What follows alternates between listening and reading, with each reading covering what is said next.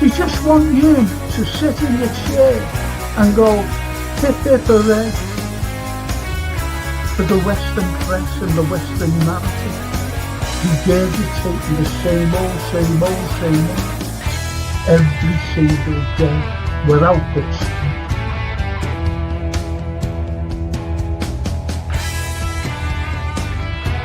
Please watch the first 2 episodes, the second season. Look at that. Absolutely fascinating. And it was the first time the Beatles had really stopped being semi-professional almost.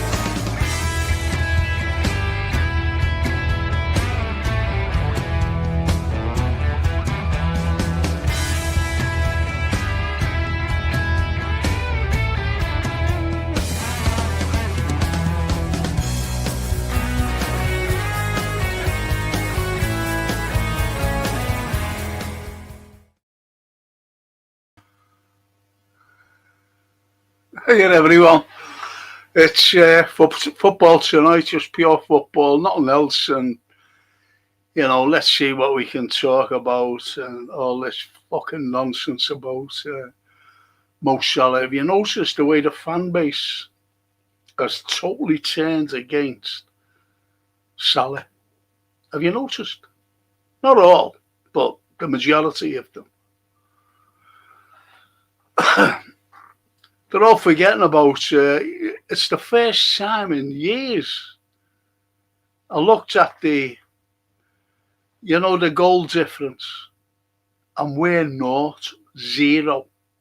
First time I've seen that in years. Not. We've always been a plus something. 15 games in. And are people forgetting that, you see? People are forgetting the horrible play that we've been playing all bloody season. Even last season we had some awful results as well, and awful play.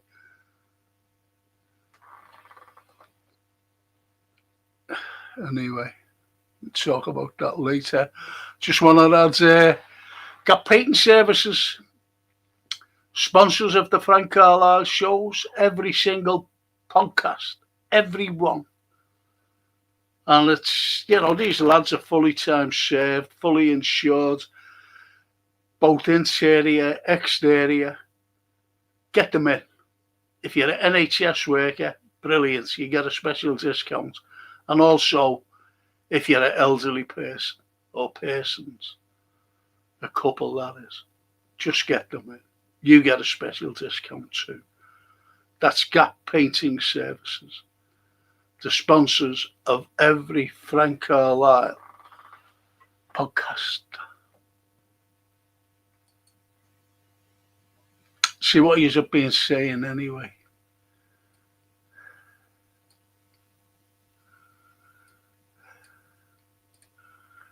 Edward, hello Frank and chat. Hey Edward.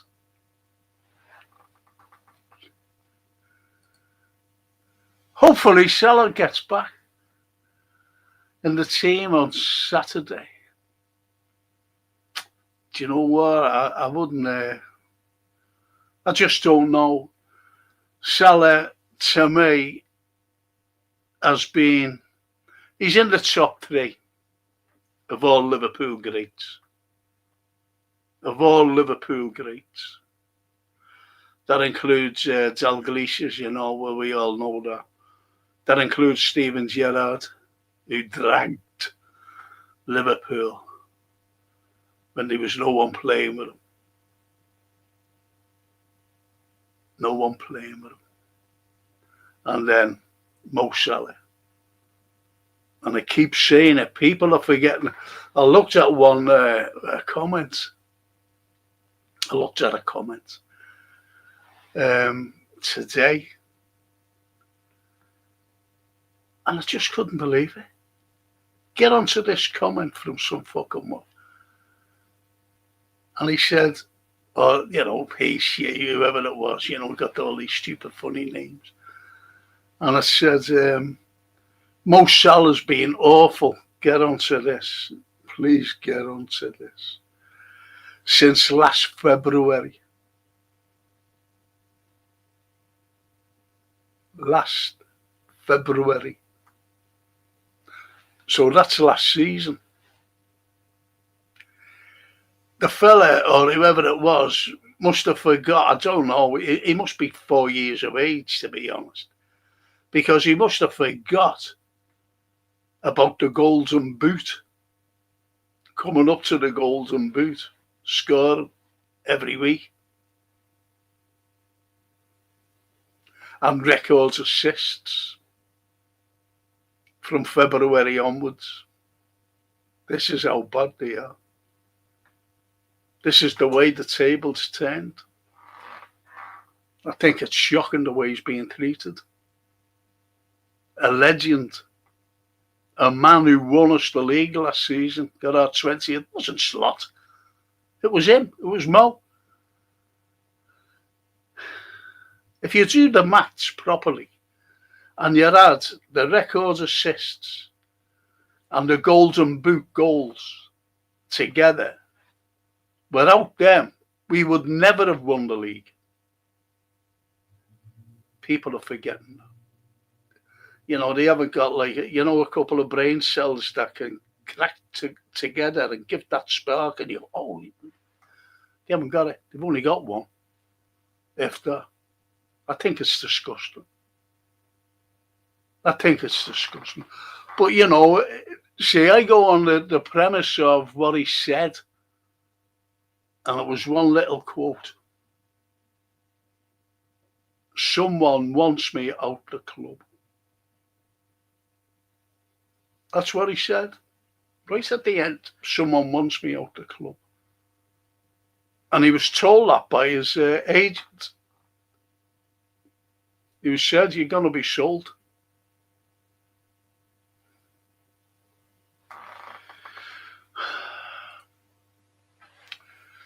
Want to say to Franco and Chatters, I'm just about to be discharged from Aust. Oh, great. As I've had to wait, I know I waited 9 hours for my meds. Hope you're all well, and hopefully I can join in soon. Oh, great, that made up that you're okay and getting discharged. Well done, Mrs. Well done, Toscana. Dennis. Good afternoon from sunny Tampa. See, we're all sitting here freezing. He's in sunny Tampa. Good evening, Dennis. Good man. Down for good evening, Frankie and chat. All the little emojis there, all laughing. And all those bevies for me. I'm going to be drunk. Frank, did Jason confirm receiving the link I sent for that? No, he hasn't. I haven't spoken to him really. What happened to me today? Francine was trying to get up. Everyone was trying to get up. Well, a few people. And I was in here for some reason. I don't know where I am now. I was in here. And I must have, not must have, I did leave my phone in here and I didn't know. And I was looked everywhere. I never come in here, you see. I only come in here to do the pods. Anyway, I went in the hallway for something. And then I heard a ping. And that was less than an hour ago. And it was Jason. So I haven't had time to have a words with him, to be honest. Dennis.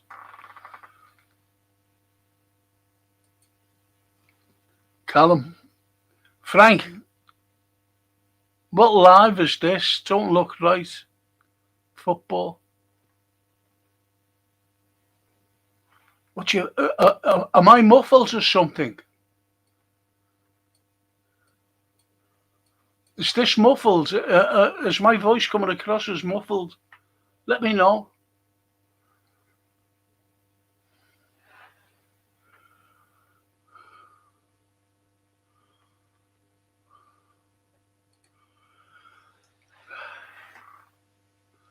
That's a cracker, that. It is actually. Anfield. Frankie, loving the background. Is that a historical living room, lads, of someone well known? Absolutely. And I'll give you a guess who it is. Think about the time of year. Good guess, that. That's a cracker. I mean, good comment. And Johan, good evening, Frank and Legends. What are you doing in Sherlock?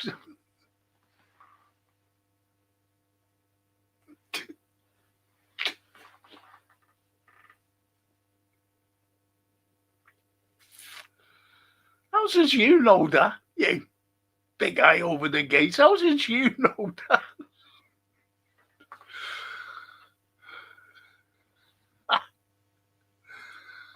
Cracker. And Dennis says, okay, here's my take. Since Trent left, Mo isn't getting those long balls to run under. He doesn't track back, help on defence or press, so the opposition can break out on the other side of the pitch. But their tactics. They are tactics. You know, if your manager says, oh, you know, this fucking idiot, if he says don't track back, whatever you do, stay forward. But what is he supposed to do? Dennis, you know what I mean? But you're right. You're right about that. I'll tell you who he plays well with. He plays well with Frimpong. Then Frimpong, after a couple of games, he gets injured. He gets injured. We haven't fucking seen him since. Fuck's sake.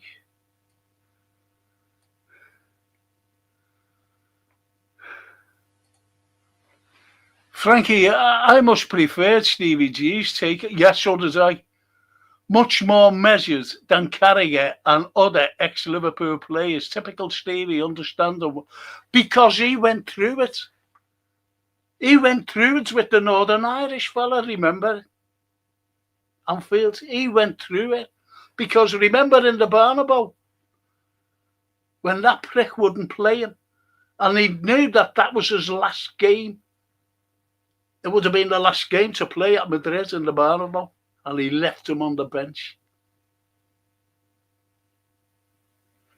So he's been through it with him.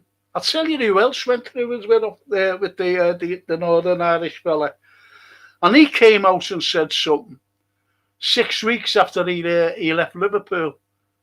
And that was young Raheem Sterling. He says, I would have stayed at Liverpool if I would have known he was being sacked because he didn't like me. Think about that.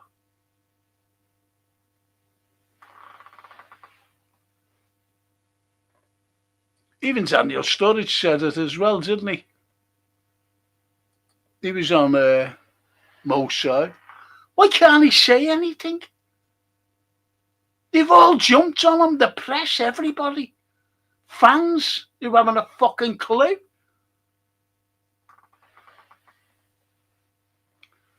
Even if Frank says, Lynn, hiya, Lynn. And Neil, my old mate Neil. So sad that Mac ends in as, that Mo's ending has become this question. How do you rank Suarez and Mo and Kenny, etc.? Suarez, you might just go, oh, but I've said it all along and I'll still say it again. Suarez, for the short time he was there, was the greatest player to put a red shirt on. Steven Gerrard is a true, proper legend. He's there, number one. Kenny plays with 10 other world-class players. And I always say, what if he would have played on the Steven Gerrard, side? When there was no one around. What if he would have played in a Roy Hodgson side? Think about it. Think about that, the Northern Irish fella said, would he have been so great? He would have been great, don't get me wrong. But would he have been more prolific? Right next to him, he had a prolific goal scorer, Ian Rush. Ian Rush. Incredible. So he came into a side in 1978. We just, European champions. He came into a side that was gelled and he just fitted in nicely. And he got the winner at Wembley against FC Bruges. And FC Bruges were a very good side then, by the way. So you see, this is Kenny. And when he became, superstar, to be honest. Just became a superstar. And he was saying he was the greatest player ever, but I always look at who he played with. Players can make you look good, other players. And he had them around him. He had these unbelievable players around him. From midfield. Think about the midfield we had. Terry McDermott. Incredible. Ray Kennedy. These are players. Graham Souness.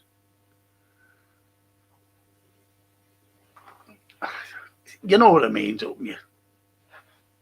I'll never undermine Kenny Dalglish. I've got a photograph in my living room. Me and Kenny. I've got one there of me and the Saint. Jan Mulby. Barney Rubble.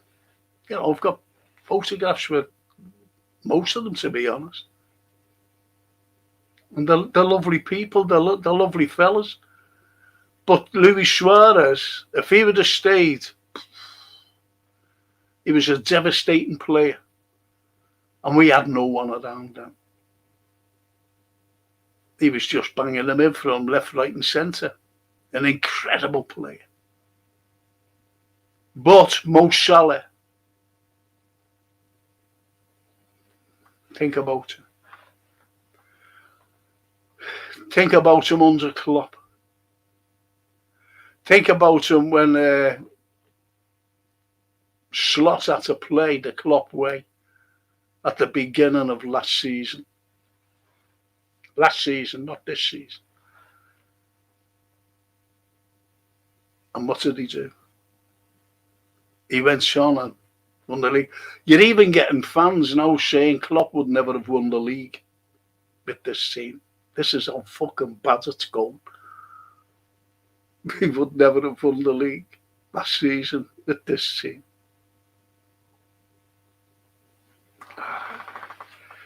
And I'm talking about Klopp if he would have been in charge.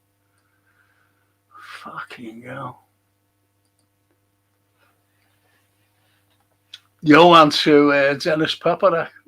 I heard Christmas Comes Tonight by the Incurables. Loved it. Thank you for recommending it. Like, yeah, look at that. But I won't be able to play it on a pod like this, Dennis. It's only on my history show, or even tomorrow night on the current affairs one, and Saturday morning on the film and TV review. That's when I'll be able to play it, and I will play it on next Monday as well. Callum, Frank, I've heard that comment. Can't remember where I seen it. You seen it? Do you mean about since last February? Well, I was going through things, on YouTube, and I just leave it like a thing on, see what it's about, And then if I don't fancy, I just move along. You know, it's only on for like I think 50 seconds or something. And Jamie Phillips was on. Now I like Jamie. He's been on here. Lovely fella, big red. And he was on, so I left it on, and that's where I seen the comment. There was a fella named Drifty who speaks through his fucking ass. I've seen him a few times. And some other fella with glasses on, another fucking arsehole. You know what? That fucking hell. But Jamie was speaking a lot of common sense. Dennis says, and being 5'0" gets out muscles off the ball and on set pieces. Legend, absolutely. But the way he has played this out in the open is not, in caps, the Liverpool way. There's loads of things in the Liverpool way, Dennis. You know, loads of things, but something had to be fucking said. If you've done so much for Liverpool, the fans love you. Don't forget, you know, it is another fucking take. Dennis, here's another take, mate. Jurgen Klopp had the power of the fans. Mo Salah had the power of the fans. Jurgen went. And, you know, looks like Mo's going as well. Sadly, being 35, the age thing, no, he's not 35, he's 33, is catching up with him. Sell to the Saudis while you can get top. Yeah, and what for? Thanks for everything, Mo. Point is, Dennis, listen, mate. When his agent says you're being sold in the summer, why was he being sold? Why was he being sold? If he got told you're being sold in the summer, I'll tell you for why. Because the likes of Hughes and Edwards fucked everything up at the beginning of the season with bringing in these new players. And they got the chef, give him the ingredients, and he couldn't fucking play them. That slot. He couldn't bake the cake. And that's why they're so fucking... You know what I mean? And another fucking comment was, it came from Bild, the German newspaper. It says, why Wirtz is having a bad time. And they blamed fucking Mo Salah. They blamed him.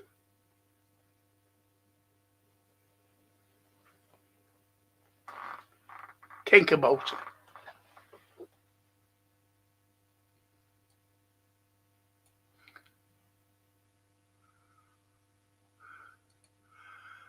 Even Lynn says, Mo Salah deserves better off Liverpool. He has given us so much. You're spot on. You're spot on, Lynn.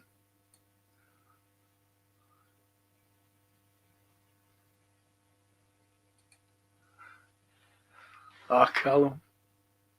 Frank, I forgot to say it, 10, 20, 40. Happy birthday. I hope you had a great time anyway. I hope you had a great time, lad. Honestly. Callum. You know, they all will. They'll all... You know what I mean? We didn't know that it was your birthday. Obviously.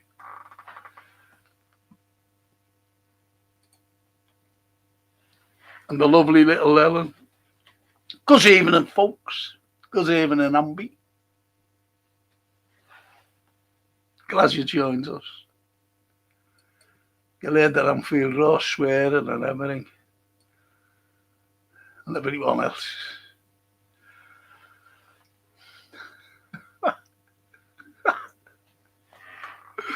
I just see something there. Let's get one thing clear for people. Says the law. That don't know. Mo is or has ever been a player who charges around pressing. The team created for him. And those who don't realise this point don't know Mo.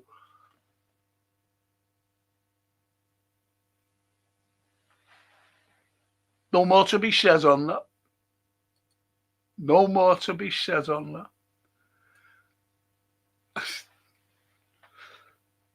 And Jason says, it's Sherlock Holmes' sitting room, Raw. I thought it would cover all the topic Frank loves, except this one. Literature, music, science, murder, etc. The opium addiction, of course.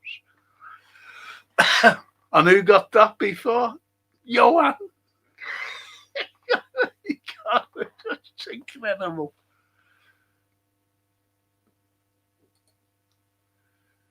And Callum says, yeah, last Feb.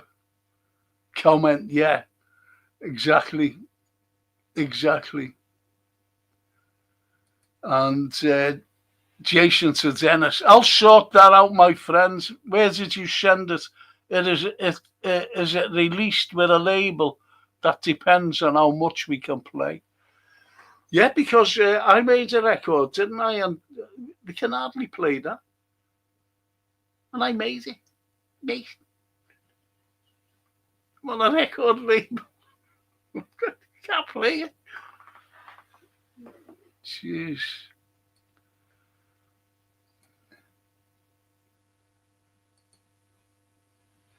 And Anfield, Jason, think it's a cracking background choice. Frank looks more like Mycroft Holmes. Charles Gray.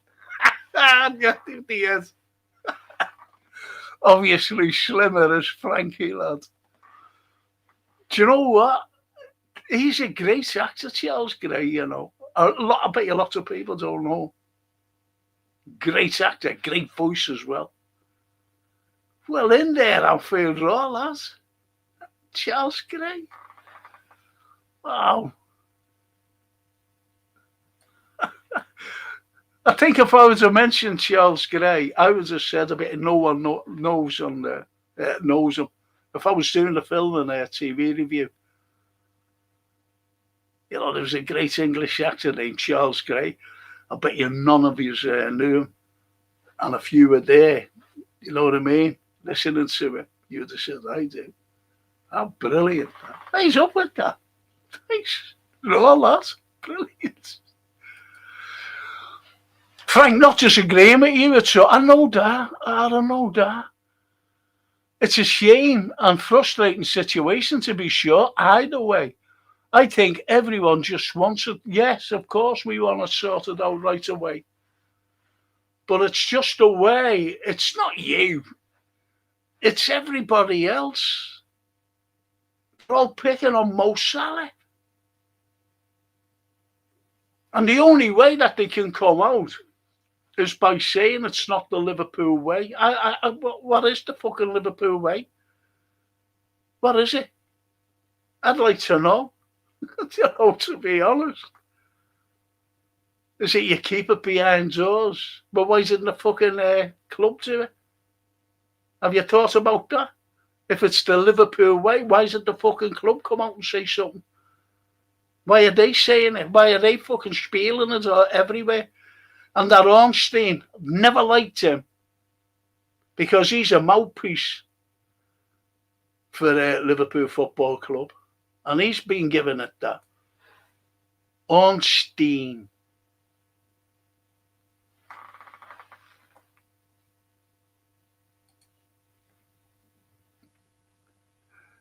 The Snape, where's the Snape?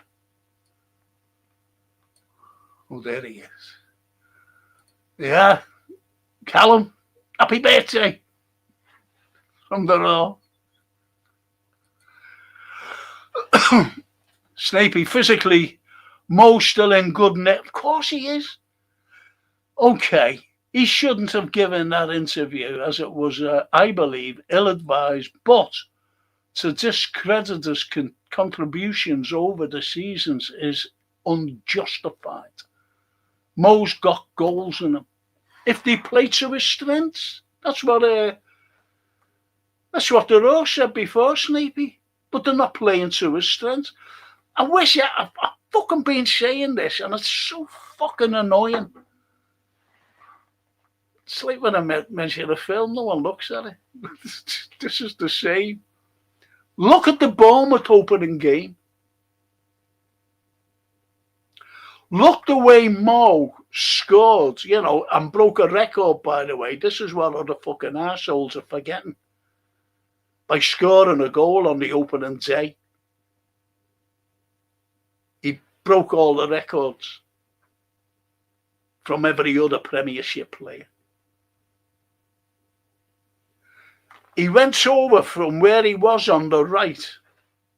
You seen the ball going over, and it was down the left wing, and he's on the right, and he fucking ran over.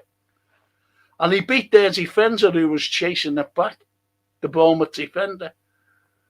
And he got to it first from the right wing to the left wing.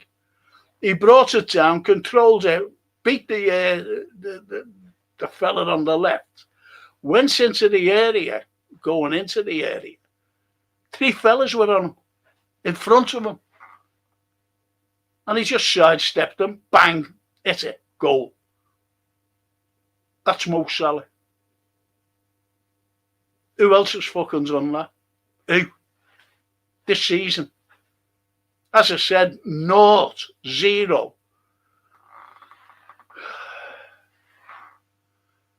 The goal difference. Nothing. Fuck.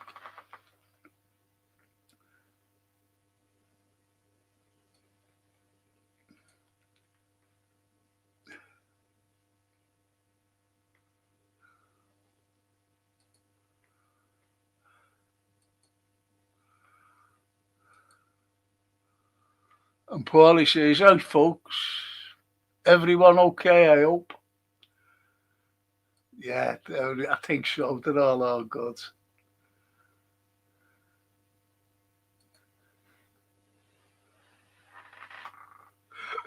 Jason chasing the dragon, Carlyle.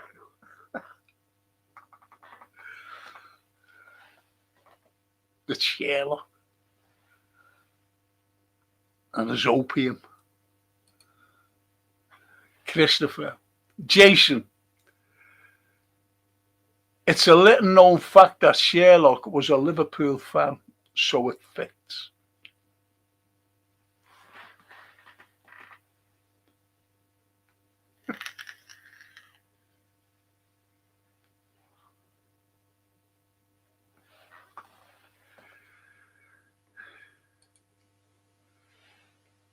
And Liz says, it's all being done underhanded. Cannot disagree with that, Lynn. Really, I cannot. Callum. Most of these fans forgot how slop. Yeah, exactly. Exactly. That's a cracking little comment, that. Because we were all disgusted. And I thought at the time, what the fucking hell is this fella doing? Opening game.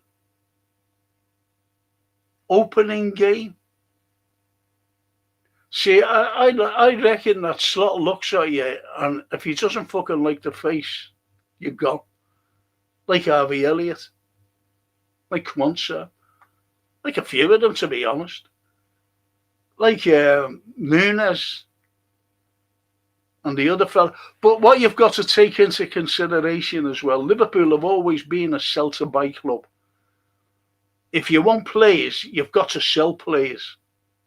It's been proved over the years. We're well known as a sell to buy club. So when Mo was told that, you know, because as I said, they fucked everything up using Edwards in the summer. And Slot doesn't buy players, by the way. I hope you know that. He's not there. He's just there. He was told that. You're only there to coach. He's a yes man. You're only there to coach, nothing else. You don't have any say or anything. So when he got this is why I call him the chef. And a poor chef at that.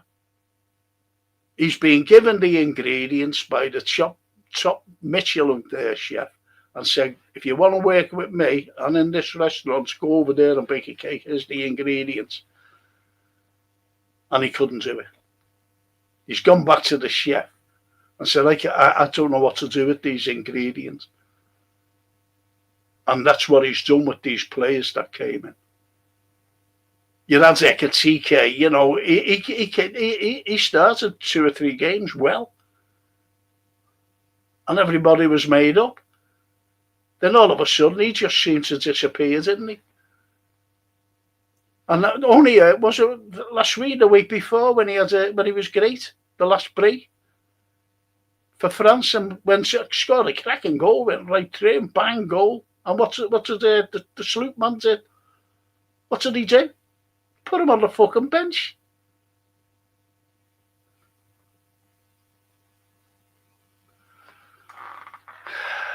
And plays that Gapco. No one fucking mentions Gapco at all. And he's been dreadful. Alexis McAllister, he's been dreadful. And yet it's all the focus is on Mo Salah, who's given more than fucking Gapco and the fucking rest of them combined to Liverpool Football Club.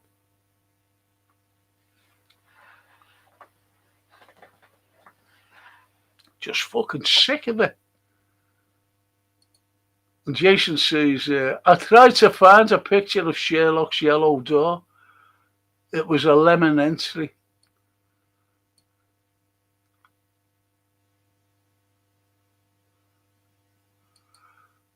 And Youssef, look, how we put Trent on versus Arsenal last season, knowing full well the reception, that's brilliant, that.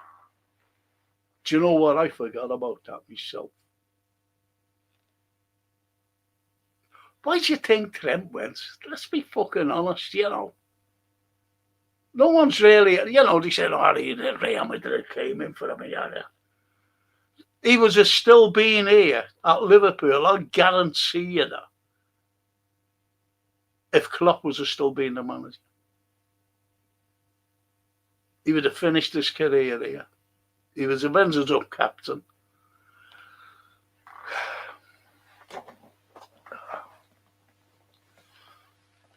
I'm just a football fan.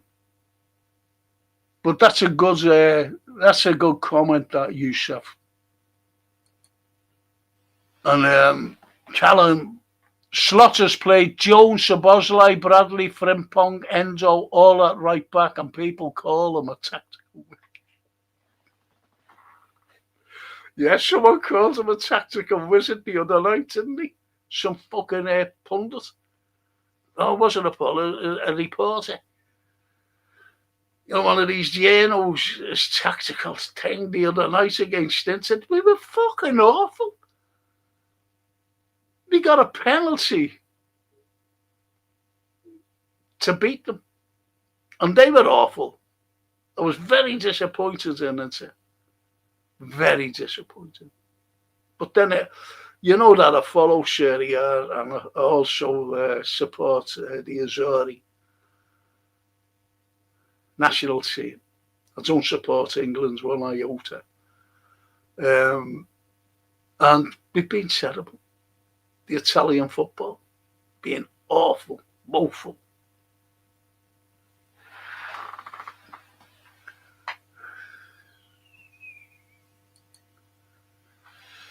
Remember when he took Trent off versus Brentford at Anfield on his debut home game? That was the beginning of the end of Trent, says Youssef. Mr. Foz. I wonder if I can get him on. I wonder if Jason's listening in. Fozzie, can you come on? See, if Fozzie could come on, I can go and make a cup of tea. Are you there, Fozzie? No. But you're right there, Youssef. Good shout again, another good shout. Yes, Frank. I'll see if Jason can get you on, Fozzie, if you're available. Oh, brilliant. Oh, brilliant. Well done, mate. He'll come on when he's ready, the Fozzie. interplay on the wings, but when a team targets us down the middle, they get through and score, says Callum. Yeah. Just open up. We just open up. See, listen, again, people have forgot about the Leeds game. 2-0 up. In the second half, we went 2-0 up in the first half. We went out, scored 2 goals, made up. But people were expecting, they were expecting Leeds to score because we can't go 2-0 up anymore. We went 2-0 up against, in the last couple of minutes, against West Ham. But they were awful, West Ham. I still say that they're the worst team we played this season, West Ham. You know what I mean? And now they're saying, I don't know how many times I've heard this before. The corner's turned. We've been unbeaten in 4, whatever it is. Yeah, okay. Yeah, okay. Well then, for Fozzie lad and the Snapey. This might be wrong, but Slot's not a man manager. Our club's an emotional institution, and I believe that when we're at our best, our squad's as close as family. It's warmth that Slot lacks. You wouldn't fucking think so. Absolutely. He couldn't even get his fucking wife to live here. What's that fucking telling you? He lives in fucking Dubai. I don't want a fucking manager who lives in Dubai. We had Big Stan, who lived down the Midlands, and he kept saying it, didn't he? He said, I'm not moving up here. My mum lives down the Midlands. And people were having a go at it. He fucking lives in Dubai. That's why he fucking goes every, when there's a little break. Oh, fuck the 3 losses on the bounce. I'm going to Dubai. I'm going home to Dubai for a few days. While he should have been at the AXA. People are forgetting all this. People are forgetting the dreadful performances every league game. When does we play well? We plays all right. No, we plays all right against Aston Villa.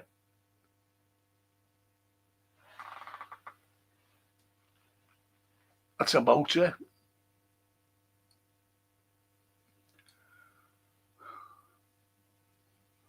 That's a great shout, that Snapey, lads. Well done.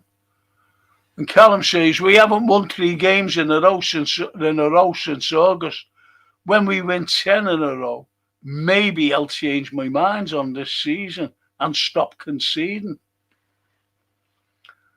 There you go. Well, it's in, let's be honest. Did we look as though we were going to get a half-full against Inter?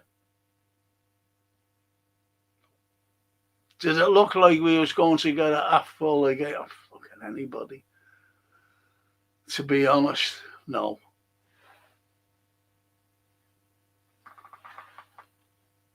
And Freedom Journey even said, well said, Snapey. Callum, Franco, we haven't won at Anfield other than the Spurs game by 3 or more since November 2024. It was just a one-off, that, wasn't it?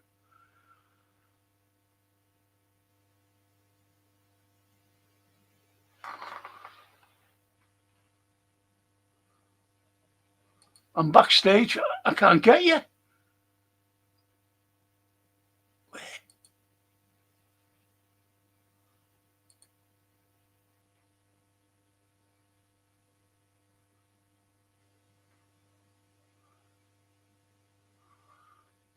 I can't see you. Can't see you, Fozzie. Can't see you, lad. I don't know how to fucking do these, you know what I mean?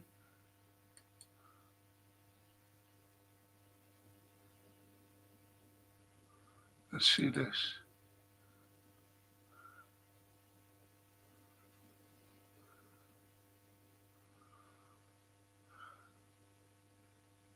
I can't. What I'll do,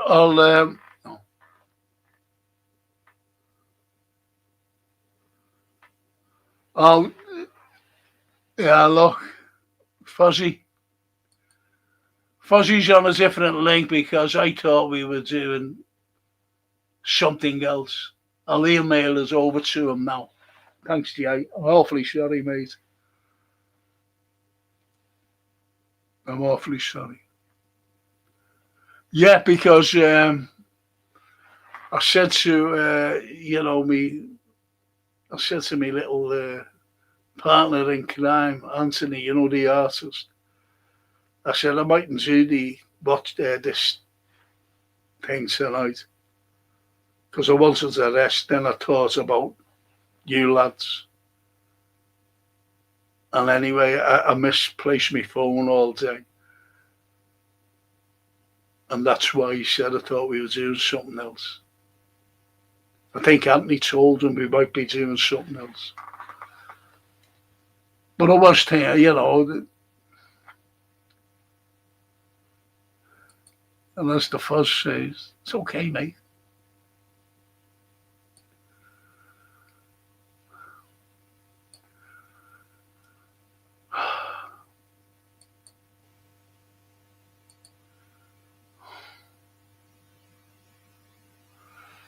And the Snapey says, I just can't understand why anyone who's working at our club doesn't live here. Integration into the community displays warmth and, crucially, an emotional concern for our people. We're proud to play for you. Yes. And Mo was. Mo loves the city. His wife loves the city. His little girls love the city. They're mates up at school. And when you see Mo, I used to watch that LFC TV, and he goes to schools and he makes a surprise, to the kids, little Liverpool supporters. And, when he walks in or whatever, they all go. And he embraces them. Fantastic. That's Mo, and he's genuine. He's just a genuine fella.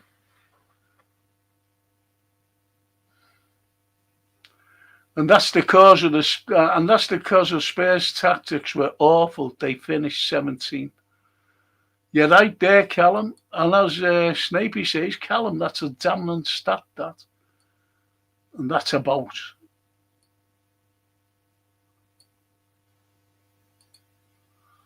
Anyway, we've lost more games at Anfield by 3 than won more by 3 under Slot, and you want me to like this slow football? It's danger. See the way Inter played, it suited Liverpool's out of the ground. It suited them. I'll be bringing Fuzzy on in a minute. Just want to see this. Even if Frank and everyone looking forward nervously to the Brighton game, and there's our mate Fuzzy. Hey, Fuzz. Frank, you good? Yeah, we're good here. I didn't think you were going to make a stream in it, so I just saw you. I said, let me just say hi on the way. Oh, that's good. That's good. So what the Inter the other night. Yeah. And all the suffering of Mo Salah, really, because it's all the backlash, not only of pundits, but also of fans alike, because the old fan base has been split down the middle. But I'm on Mo's side, all because of his, the way people are getting at him. Not only that, but the way the press, everybody, Even Bills, I mentioned Bill before, you know, the German newspaper, they came out and said, why Vertus playing bad is because of Mo Salah. Ooh, wow. There you have it. That's crazy. I stand with Liverpool Football Club, to be honest, Frank. As soon as Mo said what he said, I was on his side. But as soon as he talked about, you know, people throwing him under the bus, the club is throwing me under the bus, I earned my place and all this stuff. I said, I agree with a lot of things he's saying, obviously, but publicly, I don't do, Frank. I'm not that type of person that wants our dirty laundry publicly, if you know what I mean. I want my football club to be in-house. As you supported Liverpool longer than me, Frank, that's what Liverpool was all about. We don't share our secrets with, you know, the public. We don't, you know what I mean? Everything used to be done in-house. And that's what he stepped away from. That I don't agree. I get what he means, but I don't agree with the way he went on about it. Because last season, there's a video going about that he contributed. He basically, he said the opposite to what he said in that interview. You know what I mean? That you got to trust your manager. Don't let people from the outside influence you as a player. It's all around Twitter, this video, by the way.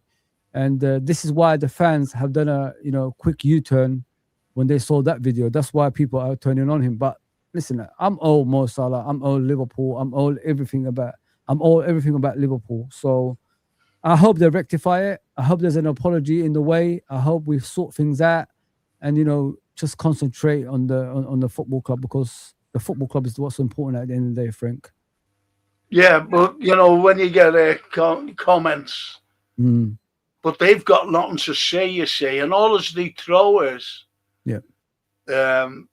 this is the Liverpool, this is not the Liverpool way. That's all they throw up at you.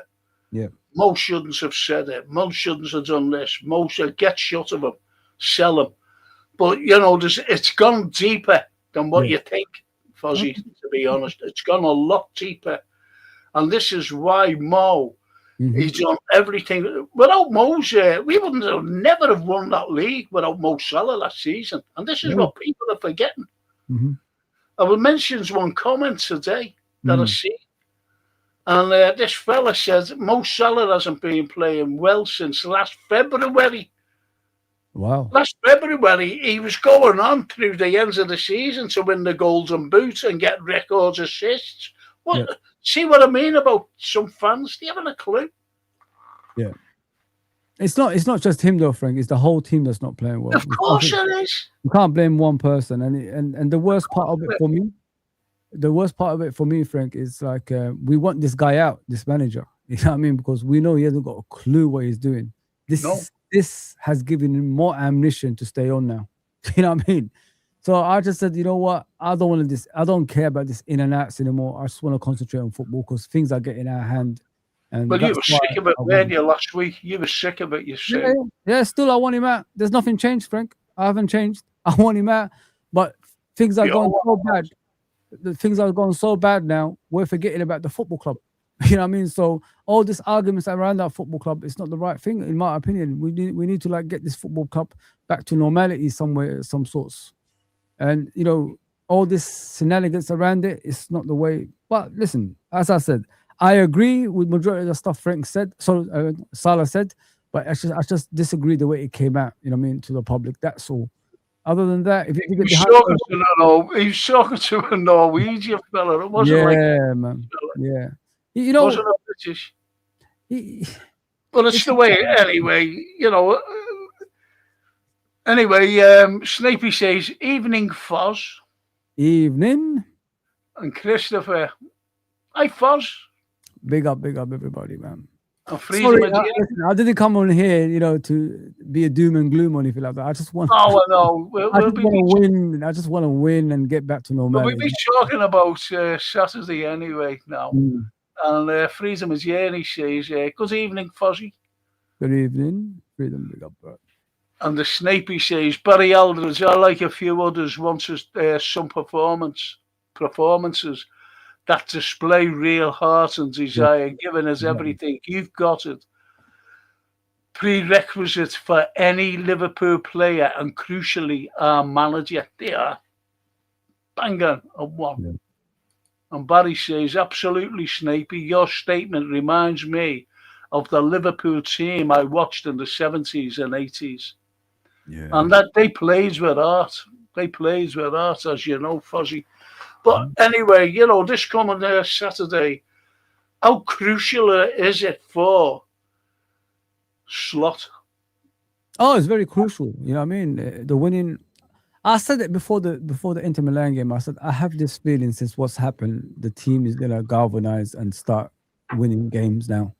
That's what I said, and I think we're gonna win. We're gonna win on Saturday. I think we're gonna go on a winning run now, just to get back to some sort of normality. And unfortunately, it's gonna prolong the manager's stay at Liverpool. I know that's what people don't want, but this is what's happened since this incident's happened.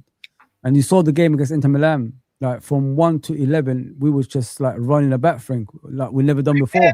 Yeah, but you got people saying, "Oh, we were great." Where were we great? We got a dubious penalty, which should never have been given because of all the theatrics of Vets. Yeah. You know, you think someone had shot him. And when he went down 5 seconds later and threw himself at the, like this. Yeah. Still being shot. You know, I think they made up for the first goal. You know, the goal, Konate's goal. It was a genuine goal because under the UEFA rules now, if it's an accidental handball, if it hits someone by accident and goes through to someone and scores, I think the rules are like the old rules. Remember the old rules when they used to be by accident? If it hits your arm by accident and someone scores, it counts. You know what I mean? So I think they made up for that mistake that they did. I think they forgot that that rules changed. So basically, anything that was going to happen around the box, they were gonna tell the referee to go to the VAR, and if it's even something that's not a penalty, Frank, like we can see it's not a penalty in a game. You know what I mean? The referee didn't give it. I don't know if he gave it. I think it was the VAR that called it. So if he was going to go to the VAR by any means, he was going to give it because he saw the pull. By the letter of the law, if you're pulling someone and you're watching the VAR, you got to go by the rules, as you know they did with the Robertson got offside. So unfortunately, when you go to the VAR, even though we know it's not a penalty, he will give it because by the rules he pulled someone, and hence why he gave the penalty. But how many times have you seen, Fozzie, players in the box, from free kicks and corners and being wrestled to the ground, and nothing's happened? Yeah, But anyway, it's a contact game. Yeah. But getting back to the the goal, I think the goal that wasn't given by Konate, and I felt sorry for Konate at the time, by the way, because he's been getting so much stick off the fans. Everybody's having a go at him, right? And I was made up for him. Yeah. And I thought, I don't know whether I said, well, that could ease, the stick he's getting, because he scored. Now, here's why I think it was not given. And it's the trajectory of the ball. Because as Virgil went up and headed it, and Ekatike's arms were out. You can't jump up like this, with your arms at your side. You've got to for leverage. Yeah. Anyway, it hit his arm, but when it hit his arm, the trajectory went right through to Konate to score, and I think that's why it wasn't given. Yeah. The trajectory of the ball. I understand. Yeah. Yeah, it's a strong possibility. Yeah, 100%, Frank. Well, yeah, like you said, like we didn't really play to the standards like exciting football. But sometimes, Frank, you've got to be difficult to beat to restart. And that's what I think they've gone with that mentality now. Difficult to beat. And, taking out Salah off the team sets, an example for the other players. But if they make any errors or anything, in regards to their game, not performing to the highest level, nobody is safe. So, who's the only player who's safe, though?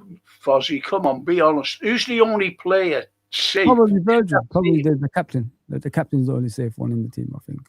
Yeah, maybe Virgil, because he's the captain of the team. Even when he plays bad, they're gonna still, Do you know what I'd say? I'll tell you what I'd say, Fozzie. and this fella's being woeful, and that's Gakpo. He's the only safe player to get a start every game. That's in my opinion. The reason he's in the team is because he can defend, innit? He goes back defending with the team, and he goes up and down that left wing. That's why they put him in. But if you talk about performances this season, apart from Soboslai, is there anyone that actually did anything in this team this season? No. So nobody in that team really deserves. If we had a strong team, how many of those players would have been in? Yeah, none of being. None of them. So it's a mess. It's a mess of a season, and it starts at the head of the table. We know that, Frank. It's the manager. I'm going to ask you a question in a minute, and I'm just going to go down here a little, these comments. Yes, but okay. I'm going to ask you the question after I finish with the comments. That's okay.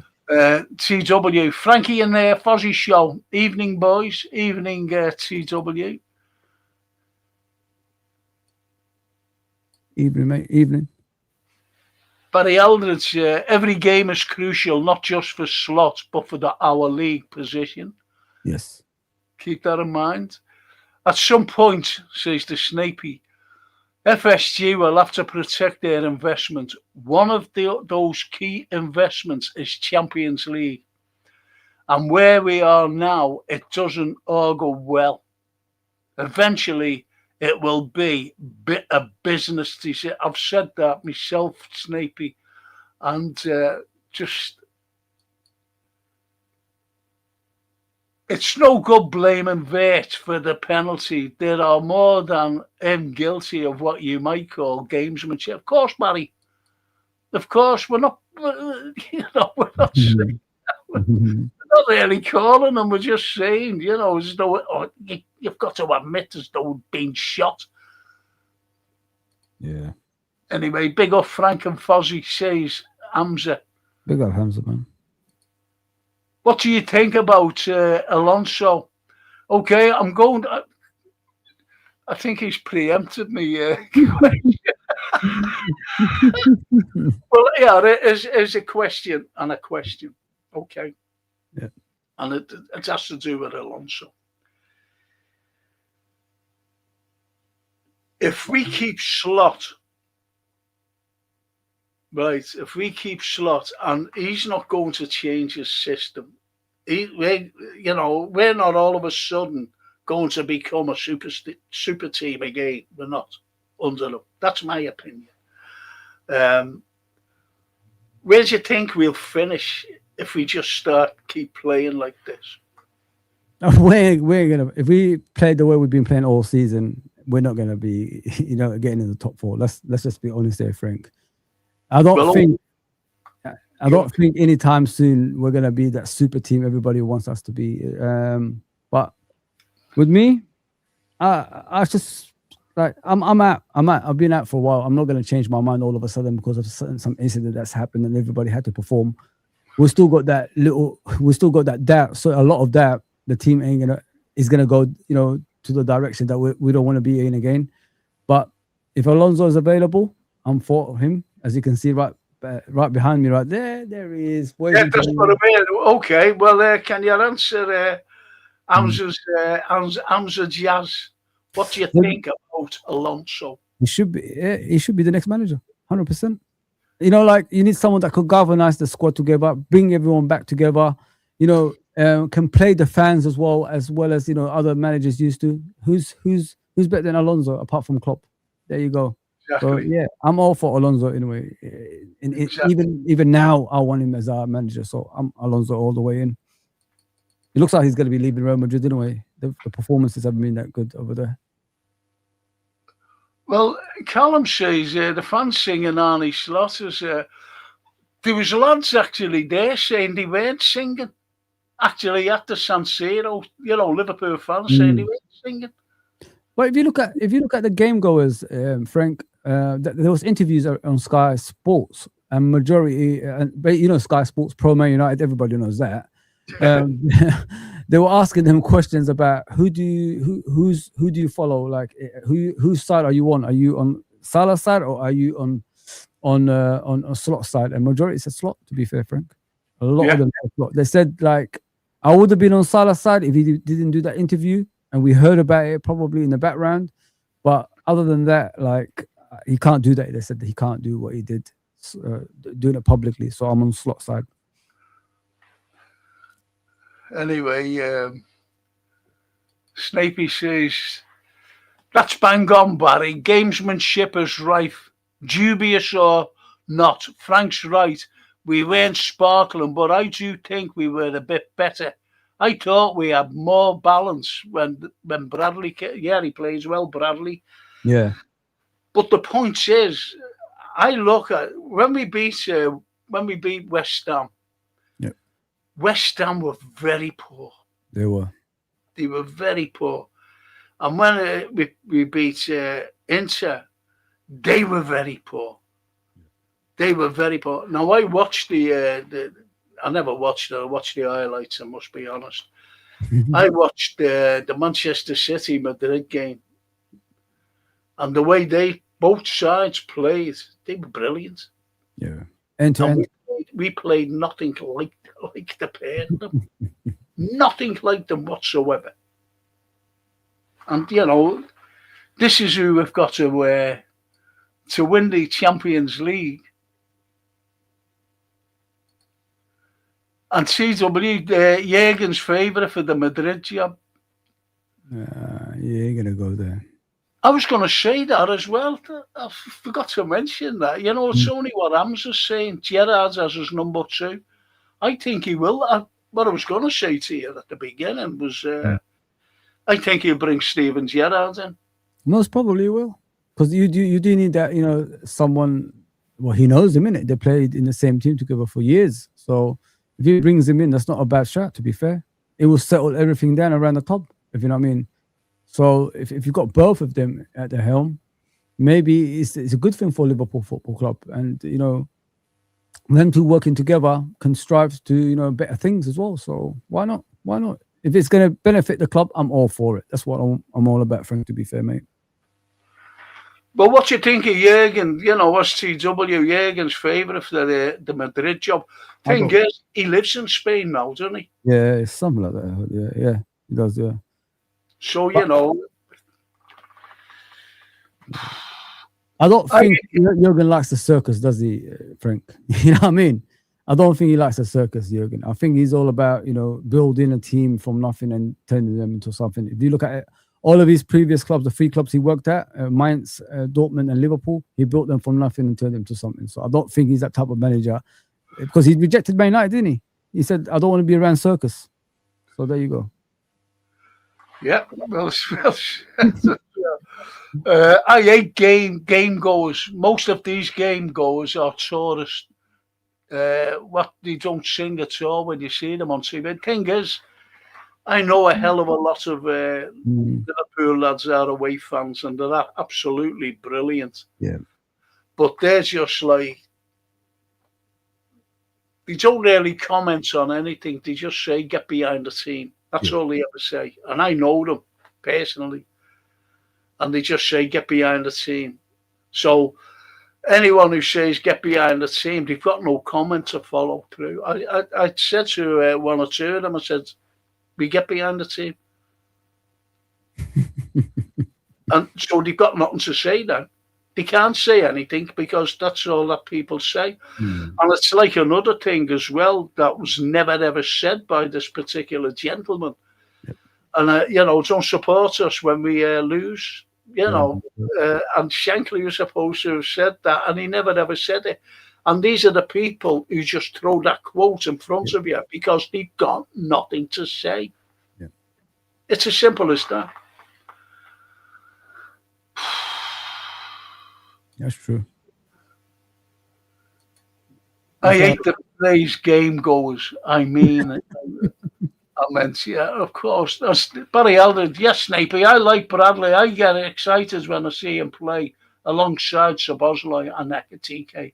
We could have won that game more comfortably. What did you think of Bradley when he came on, by the way? Ooh, I thought it was phenomenal. I think he made us more of an attacking team, Frank. It brought life to the team. Or was it just me? We was like going forward more. We was creating chance. I think he should have scored actually.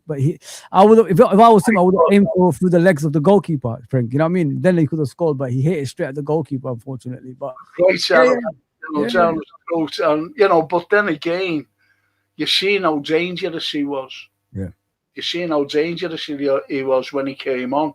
Yeah. Now I'll tell you another presser who I thought had a fabulous game, and that was Curtis Jones. Every time he got the ball, and he had the top passes. Yeah. 96% accurate passes. Think about that. 90%, 96% or something less, something mad like that. Yeah, and every time he got the ball, he went forwards with it. He did go forwards, or he tried to put through balls through, which he did put through balls through. So I was made up with Curtis Jones, made up with Szoboszlai, made up with Bradley when he came on. But I was very disappointed with Isak. Now, here's my next question to you, Fozzie. Mm-hmm. Do you think, name your 3 forwards, I'll put it that way, for Saturday? Sorry to put you on the spot. No, I like challenges. Don't get me wrong. I could handle challenges. It's normal for me. I like Ekitike, what he's doing at the moment, Frank. I thought, you know what I love about Ekitike, people? He just gets on with it.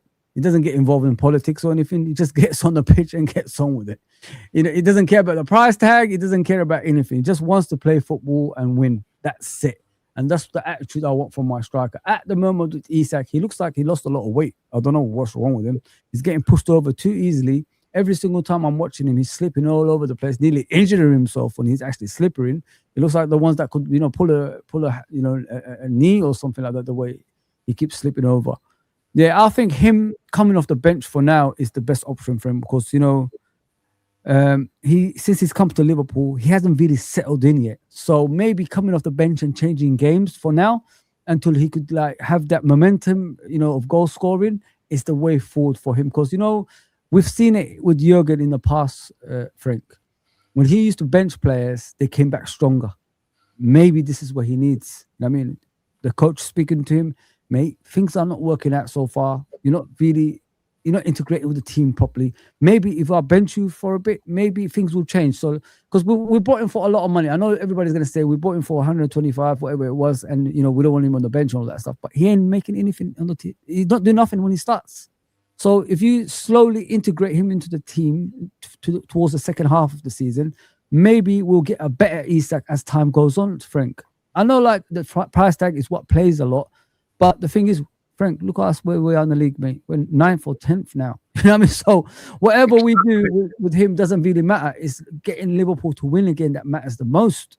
So if you have to bench him and, get Ekitike out front, I don't know if Salah is ever going to come back anytime soon because he's going to AFCON anyway. Maybe he's going to be on the bench over the weekend. Maybe they're going to make up. Put Szoboszlai on the right and on the left. You got to bring back Gakpo. Who else can we play? We ain't got nobody else. So, but isn't he injured? Gakpo. Huh? Isn't Gakpo I don't know if it's just for one game. They didn't tell me how many games, but Frank, we know he's not going to play Chiesa. I've given up on that. I don't know about you. Chiesa, I'm done with. I can't be asked anymore. The fans have already stressed their feelings about Chiesa playing, even when they gave him Player of the Month. That's not even good enough. You know what I mean? The manager still said, "Oh, I'm surprised he's got Player of the Month." And then when he saved him against Sunderland, Alisson is the one who actually saved us more than what Chiesa. I know, that was there you go. So he's never going to play. He's never going to play the way it's going at the moment. That was disgusting what he said about Alisson. The lads went around Alisson and he put it in, and Chiesa ran 80 yards. He seen the danger. He ran a full 80 yards to clear it off the line. There you go. And he got no praise whatsoever. Well, I don't think Mo will play, in all honesty. I think Isak, I'm one of the guilty people who wanted to see Isak and Ekitike play together. Mm-hmm. I really said, these could be formidable for us. Yeah, but they played together the other night, and Isak was absolutely dreadful. Just wasn't playing at all. But I'd like to see Chiesa there. I'd like to see Chiesa on the right, actually. I would like to see him with Ekatike. I don't know who would put on the left. Like, maybe Ekatike on the left, and he'd play Isak because he loves Isak. Yeah. He said he's still trying to get fit. I don't know how long these people try to get fit for. So that's what you might see. This is my not Chiesa anyway, because he won't play that lad for some reason. Yeah. Well, maybe you could play foreign inverts on the left, inverting maybe, and then play McAllister behind the striker, Ekatike or something like that. Play two pivot midfielders, like you talked about Curtis Jones and Gravenberch. I thought they complemented each other pretty well. I don't think people talked about Gravenberch enough as well, Frank, because he stayed in his position this time. He didn't drift away and went to the other side, on the right side or the left side. He actually stayed in the middle and protected the defense the other day. So him and Curtis Jones playing together played a part. One was obviously intercepting and helping the defense. The other one was keeping possession and moving the ball quicker, which is Curtis Jones. People think I hate Curtis Jones. I don't hate Curtis Jones. I keep telling people this. I expect more from the kid. I want him to be a mainstay in the team because he's a local lad, that could bring us a lot, to be trusted with our football club. That's all I want him to do. I don't want to see Curtis Jones as a substitute. I want him to play every game. That's the whole point. Yeah, that's what I've been saying for years. But people think I hate him. I don't. Yeah. I advise him, don't accept being a substitute. Accept, being in that first team. Fight for that position, man. And make sure, like you did the other day, and make sure you stay there. Don't be inconsistent. Be consistent as a player. That's the whole point. I want Curtis Jones in the team. Would you play four in midfield? He played double pivot, which is Curtis Jones and Gravenberch. He played double slide on the right, and he played Ekatike on the left, and sometimes inverting. I would, yeah, because it makes the midfield compact. You know what I mean, Frank? So it's harder to get past, because when we play the other formation he likes to play normally, which is attacking and no regards for defending, it's all over the place. There's always a gap in the middle, as you know. But this one, the other day, even that is against his principle, as he was saying in the press conference, it was good. It worked. You know what I mean? That's a base to start from. We could now start winning games, and the players might get excited to be doing better things on the pitch, if you know what I mean, Frank, which is like more passing, more chances created, everybody, having that relationship chemistry on the pitch, and we could win games like that. That's many times, honestly, Fozzie, how many times through the season, what you've just said there, and what this lad said as well, Hamza, he says our wing backs suit 5 at the back if we get 2 centre backs in, and he's talking about centre backs next month. The point is, it's only what you're saying. How many times this season have we said exactly the same what you've just been saying? And it doesn't work. I mean, whatever team we try to put out, that team doesn't exist, if you know what I mean, because Arnie puts someone else in, if you know what I mean.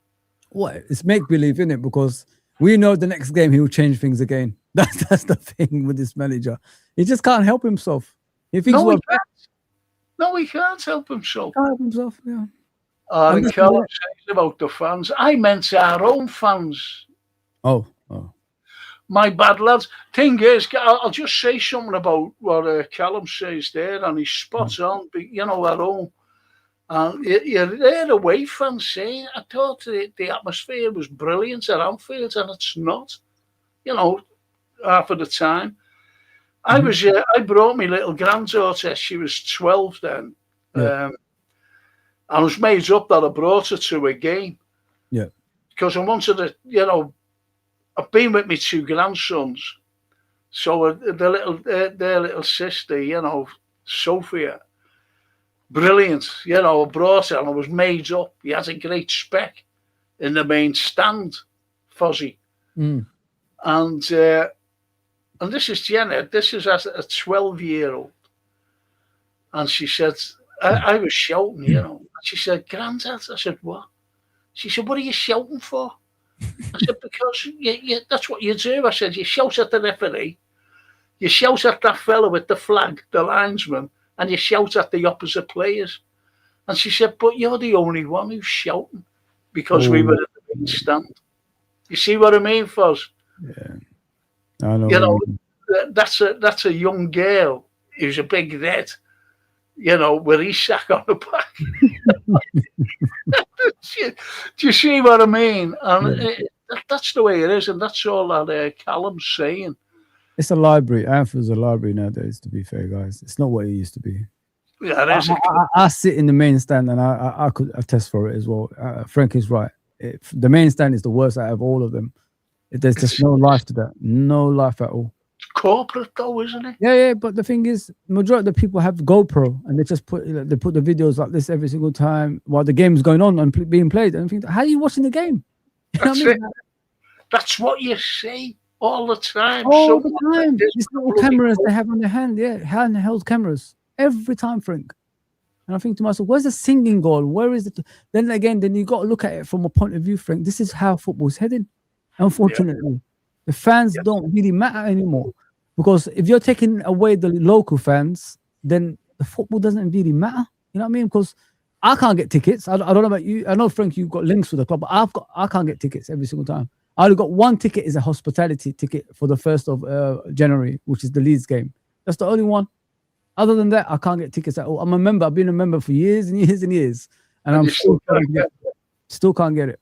And even during COVID, what they said was because they couldn't get planes over, as you remember, the COVID was shut, everything coming into the country, and the football came back, and they even promised us, for the loyal people that's still coming to the stadium while COVID is happening, we're going to look after you, when the country reopens and all that stuff. As soon as the country reopened, they went back to normal, Frank. Back to normal, of course. It's as I think it was Snapey who said before, or the Anfield Roar. It's business to them. It's business. It's so simple, and it is. Barry, here's a cracker for you. Mm-hmm. It could be a poison chalice for Klopp and could affect his standing as a manager, stroke, coach. What do you reckon of that if he goes to Madrid? I think he'd turn it out. I think he'd turn it out. He'd turn it down. He's done Klopp's not the money person, guys. I don't think our fan base know Klopp. If you're saying Klopp and Madrid doesn't even, in the same sentence, doesn't even make sense anyway. Klopp rejected so many clubs while he was at Liverpool. Do you think Madrid didn't approach him? Do you think Barcelona at their pomp didn't approach him? Everybody approached Klopp. Even the international teams approached Klopp, and he still said, even his own international team approached him, and he still said no. So why do you think he's going to go to a club that you have to start performing straight away in order for you to stay in a job? And then, you're going to lose your job after 2 losses. What's the point? What is the actual point? There's no point. So he's not going to take that risk. I mean, Man United offered him more money than Liverpool. They offered him any player that he wants than Liverpool, and he still rejected Man United. So there you go.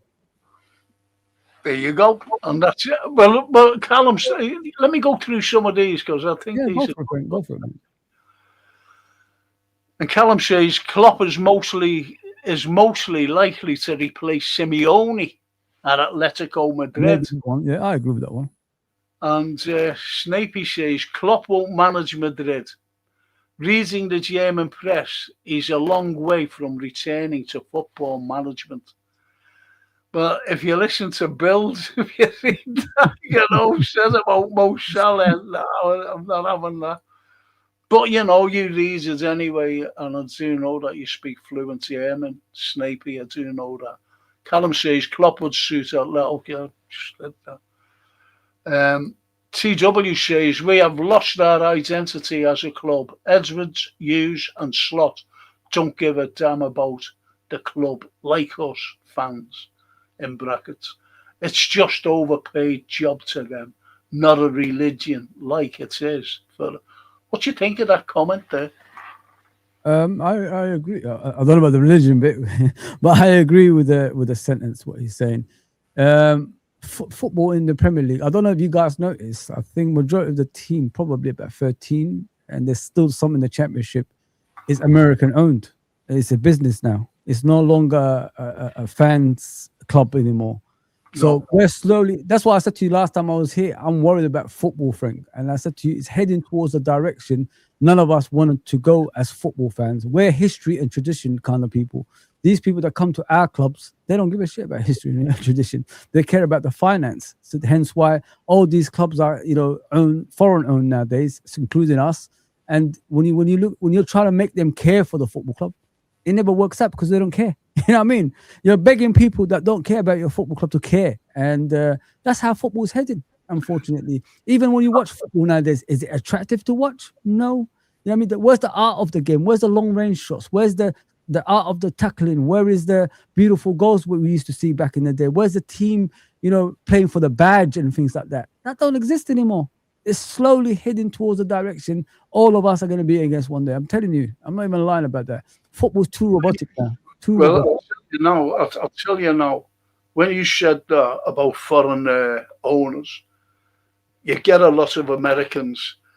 And I always remember Man United fans, when we got rid of Hicks and Gillette, they actually said, do not bring other Americans in because they are the Glazers. Yeah. And they've been for years trying to get rid of the Glazers, so they knew the score. And that's Man United fans telling Liverpool fans, yeah.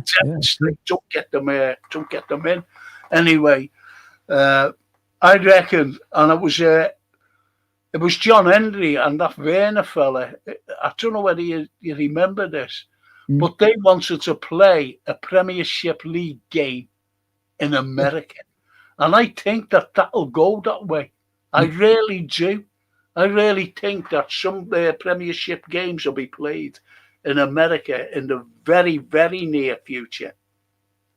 I could have sworn there's a game in La Liga or something they said, didn't they, recently? Is it La Liga? Yeah. Or, sorry, some team are going to America to play a league game. I'm sure. There you go. Yeah. There you go. But I'm talking about the Premiership, and that'll happen. It's a nap. And I'll tell you what else will happen. See, I don't like the owners. I've never liked our owners. We're a shelter bike club. And remember when they wanted the European Super League? We were the first in there. Yep. And I think that'll come off in the very near future as well, a Super European League. 100%. 100%, Frank.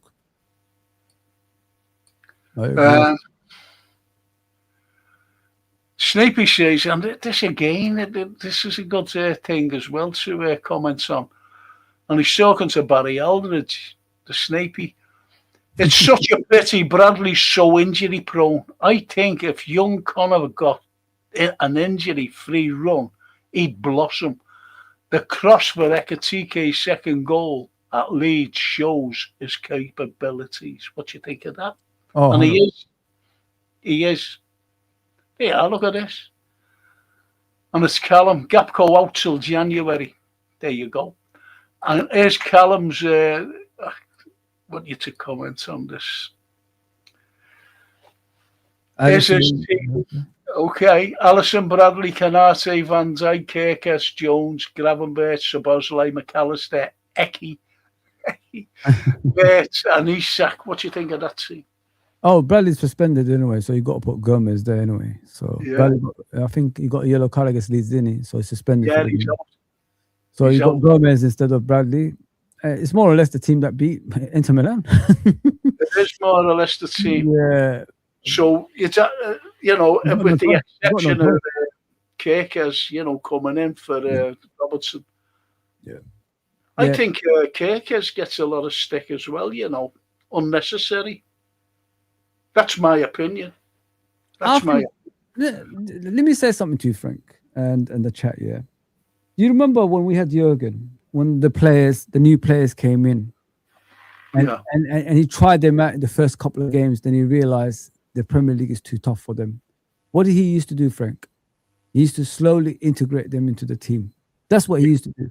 And then Robertson, Fabinho, and all these guys became, the best in their position in the world of football at that time. And this is what this manager hasn't got. He hasn't got the know-how. He's dumb. I keep telling people, he's mentally dumb. You see that big head? There's only a peanut brain inside. There's nothing inside. You tap it, it will go, it will make the noise. Because he keeps doing some silly things. if he kept the team that won the league in the beginning of the season and slowly integrated Isak, Ekitike, or whoever it is, Ekitike already blossomed anyway, so you could put him in the first team. But the other ones that couldn't do the business in the beginning, if he slowly did that, we'll be in a better position right now. We could be top of the league, like 15 points clear, if he did the right thing. But he didn't, Frank. He decided to throw everyone under the bus. It's my analogy. It's my analogy. I keep saying about the chef and the ingredients going back to cake, and he couldn't do it because he doesn't know what to do with them. He's dumb. He should have blooded them in. You know, I think the only player, in my opinion, that came in, I'm not talking about Arnie Slot. I'm talking about when Suarez came. Yeah. He just hit the ground running. Ekitike did it, didn't he? Let's be honest. He did. You know, then all of a sudden, his form just went downhill as well. Because the whole team is crap. That's why, Frank. The whole team is rubbish. It's gonna infect. It's like a disease. It's infected the whole team, Frank. That's why everybody forms just dropped all of a sudden because this manager hasn't got a clue. That's why I say I don't want to be like stressing out anymore. I'm not that age to keep stressing out anymore. I've just had enough, to be fair. I just want my team to win now because they're not going to get rid of him. He's got more ammunition to stay on for a few more weeks now, unfortunately. But yeah, man, if you look at the league, Frank, 2 points, Man City. Look how bad Man City has been all season. Aston Villa were in the bottom half not so long ago, a few weeks ago. Now they're only 3 points behind Arsenal. 2 points behind Man City, 2 points behind Arsenal. So one win can get them on top of us. Come on, Frank. Look how bad the league is. Well, look who's above us. Everton. Oh, my God. And the other one. And Man United. Oh, Frank, man. I can't believe it. We could have won the league for 21st time. For the 21. We could have got 21 this season if we did the right thing. Well, if he was to just say the thing is as well, Fozzie, is he won the league with, I think he played half of the season where he got the cushion of points Klopp's way. Then he tried to change it to the slot way, which hasn't been working at all. And I don't think he'll change. He wanted to get rid of Klopp's legacy once and for all, and he wanted the slot legacy, and that's where he's fucked up, to be honest. That's where he's messed up. Frank, you watch football all your life, yeah, Frank. If you was in the same situation as him, you want to implement your own ideas into the team because the other managers left. Would you do it as quick as he's tried to do, or would you take your time with it? You've got to take your time. You've got to get used to that player yourself in training or whatever. You've got to get used to him. Then you slide him in. Then you slide him back out to see how he's doing. It's as simple as that. But he hasn't been doing it. He's just threw them all in. And as I said, the only player to hit the ground running, then faded out was Ekitike. Remember, he scored a cracking goal for France. Yes. You know, the last break. A brilliant goal. Everybody expected him to be picked. And he was benched. He was benched. And, so that's his philosophy, unfortunately. And it's affecting us, it's affecting you, it's affecting me, it's affecting everybody on here. Yeah. And it's like what Snapey says as well. Chiesa's predicament is the very embodiment of Slot's lack of management. And it's only what you've been saying. Yeah. He's got hold of them men and gone, hey, get in there and show us what you can do. Yeah. If you know what I mean. Yeah. It's so poor. It's if you guys don't, if you like, Frank can attest for me because Frank was around, of course, around that time. No offense, Frank. Graham Souness did the same thing. Graham Souness. This is a vibe of Graham Souness. As soon as Graham Souness came in, he tried to change everything around our football club, and we haven't recovered for 30 years because of that nonsense he did. He got rid of the boot room. He got rid of a lot of senior players. He brought in his own players that was never Liverpool players like Toban Picnic and all these guys. I remember, you know what I mean? And he thought like he could change things like into the continental way. He forgot himself. He was from the boot room himself as a player at Liverpool. I mean, he tried to change everything so quick. it backfired on him. 30 years it took us to recover from this until Oh, it was shocking what he did, and you're so right. And you know, as you said, he was bringing all these players. Like, never thought I'd hear that name again, Torben Pickford. And he brought these players in, right? And he started making the meat pasta. Because don't forget, it just come from Italy. Everyone was eating pasta. And he said, "We don't like fucking pasta." And they ate it. I'd rather have fish and chips, you know. But anyway, getting away from that, you're right, he did. And he destroyed, and he got rid of one player who was absolutely brilliant for us. And he sold him across the park to Everton. And that was Beardsley. Yeah. And then he bought Dean Saunders, who was phenomenal when he came to Liverpool. And then a year later, he sold him to Aston Villa. Because Dean was scoring more or less every other week, wasn't he? I remember. I said, he's playing phenomenal. And then I see him at Aston Villa the next season. I said, what? Oh, man, this club is finished. I said, after that, I can't be watching this anymore. Yeah, it's just a carbon copy if you look at Graham Souness. But, you know, this guy has bought better players than what Graham Souness bought, and he's struggling still. That's the difference. Yeah, with Bradley being out, what you said before, Callum says, play Chiesa right back. Why not? He's got more legs than everyone else, though, what we saw the other day. So why not? Look at that. I haven't heard from this fella for a very long time. Cedric. Yeah, I saw him yesterday, and I said, "Where have you been?" Yeah, he just does a last comment when we're leaving every time, man. Now, yeah, I hope you're okay, Cedric. I hope you're okay, my guy. Isn't that lovely? Oh, that made up that he's, you know. Thank you, mate. Big up to the two legends. Frank Only one legend, mate. There's only one legend is here, not me, man, not me. This one here. I'm just a bowler. Anyway, look, the Callum says Liverpool will win 1-0. Ekatike will score, and Gralu. I love it. Gralu. I haven't seen him for a couple of weeks. Gralu. Thank you for saying that. Real Madrid is not fit for Klopp. There you go. And that's what someone said. I'm sorry, you know. They said about it could be a poison chalice. I think it was a TW. I think so. I'm not quite so sure. In ostracising local fans, the broadcasters will asphyxiate the very thing that they want the viewers to pay for. We throw our souls onto the pitch if we get tickets. That's just like you there, Foz. Yeah, man. Day trippers just take photographs. Yeah.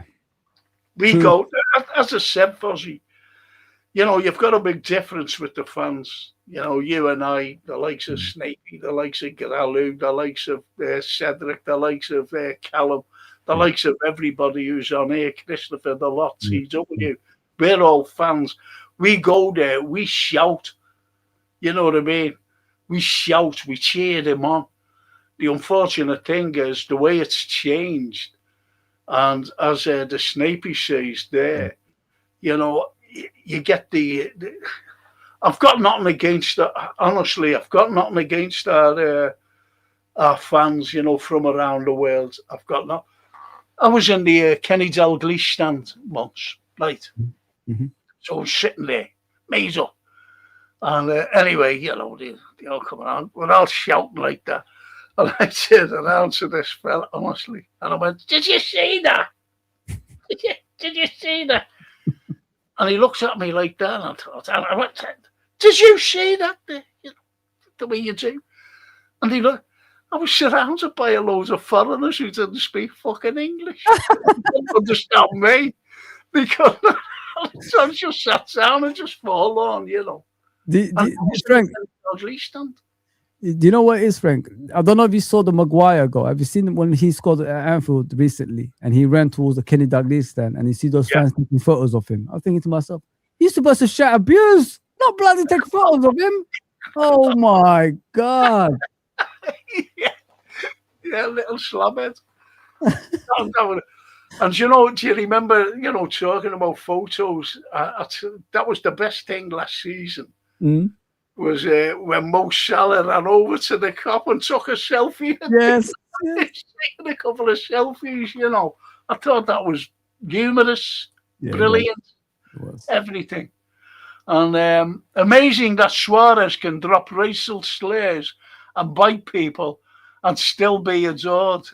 He's grelly.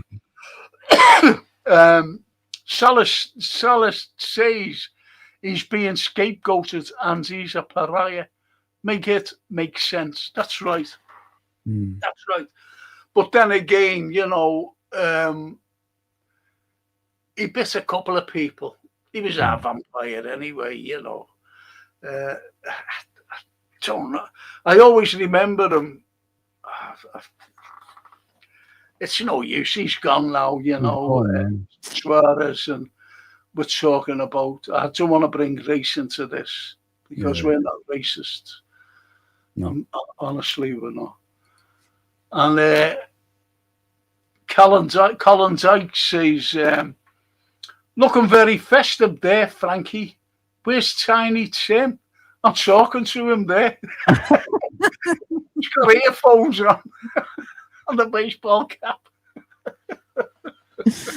I got Don Barnes there, the legend. Yeah. Yeah, that's who you were going on about. Villarreal and Barca in LA. Yeah. There you go. I told you. It's coming. It's coming to the Premier League. Trust me. Oh, yeah, definitely coming. Don't forget, the more clubs American owns, the more votes go their way when they have to vote. Don't forget, clubs vote for what they want next, don't they, Frank? And things like that. That's what goes on. The majority wins the votes. So what they're trying to do is get as much as club in the Premier League as possible. And when they want to do something, the majority wins the votes. So this is what they're heading towards at the moment. They know what they're doing. Well, yeah, look, here's a political thing. Right. And this particular country is not in Europe. Yeah. Right. Now, I'll say who it is in a moment. Now, with that particular country not being in Europe and playing European football, by the way, I reckon in the very near future also that the likes of some, these teams in America could play in the Champions League. Wow. But the thing is, it's something you said earlier. Let me just interject there. There's something you said earlier. So if the Super League happens, is the Champions League going to be still around? Well, that's what I mean. So they invite American teams into it, into the mix. Have you noticed the way the Champions League is? Because it's elongated, doesn't it? Yeah. Rather than the 4 teams, when you go into the knockout stages. Yes. So it's changing now. Yeah. And I reckon within 5 years, and I'm only saying 5 years, it'll change furthermore to invite. I'll tell you the team that this country that's not in Europe yet. They've always been in European football and everything, and that's Israel. Yeah. They've been in the European Song Contest, everything. So I reckon that's what will happen, in all honesty, with America, because they're a powerful voice, because we've got American owners and they're spreading out all over the place. Yeah, well, Tom Warner is from Israel, isn't he? So there you go. We've got a chairman that's from there. So there you go. Yeah, I ain't surprised, because Israel. The reason Frank is saying Israel is Middle East. It's not in Europe. It's in the Middle East. So exactly, it's in the Middle East. So why not America? Yeah. This is the way it's going. And when I seen like the new format of the Champions League, I went, something's going to happen there in the next couple of years. 100%. I can see that, man. Bradley needs a run of games, but he also picks up Taft Yellow, says Barry. All right, Frank and Fozzie, says King Vader. King Vader. I remember Vader, the wrestler. He might be one of them spacemen, exactly. Little, things, things coming out at you. them lasers. Yeah. Anyway, that first team had 12 players. Ignore that one. Strange Carl, we picked a team with 12. I don't know. We could sneak 12 on and still play. That's where anything is possible. You know, I mean, what's happening around our football club? Anything is possible. Yeah. Well, that's very strange. Can't play 12 man, Cal. Good point, Barry Aldridge. He does get carded unnecessarily at times. And Colin says, Arnie rattled Ed Fuzzies. Yeah, he did rattle me, Arnie, man. He's a brain dead manager, man. He's just dumb. So now he's saying I can't be asked. I really can't be asked even talking about it anymore. I mean, I'm wasting my time. You're wasting your time. Just let it be, man. Well, Johan, he's a good friend of ours, by the way. You know, he joins the other shows and whatever. And he's a Man United fan, but he's a good lad. I remember you telling me last time about him. Yeah. And he says the Barca Villarreal match in Miami was scrapped because of protests from both fans. They are trying to squeeze in a Copa del Rey semi-final in the Saudi now. Go away. Fucking hell. In Saudi. Oh, I'll give up. Football, eh? Football just gives you a headache. Well, if they're doing the Copa del Rey, what about the FA Cup? You know, that'll be next. Don't worry, that'll be next. How many Scunthorpe fans will go over to Saudi to watch their team?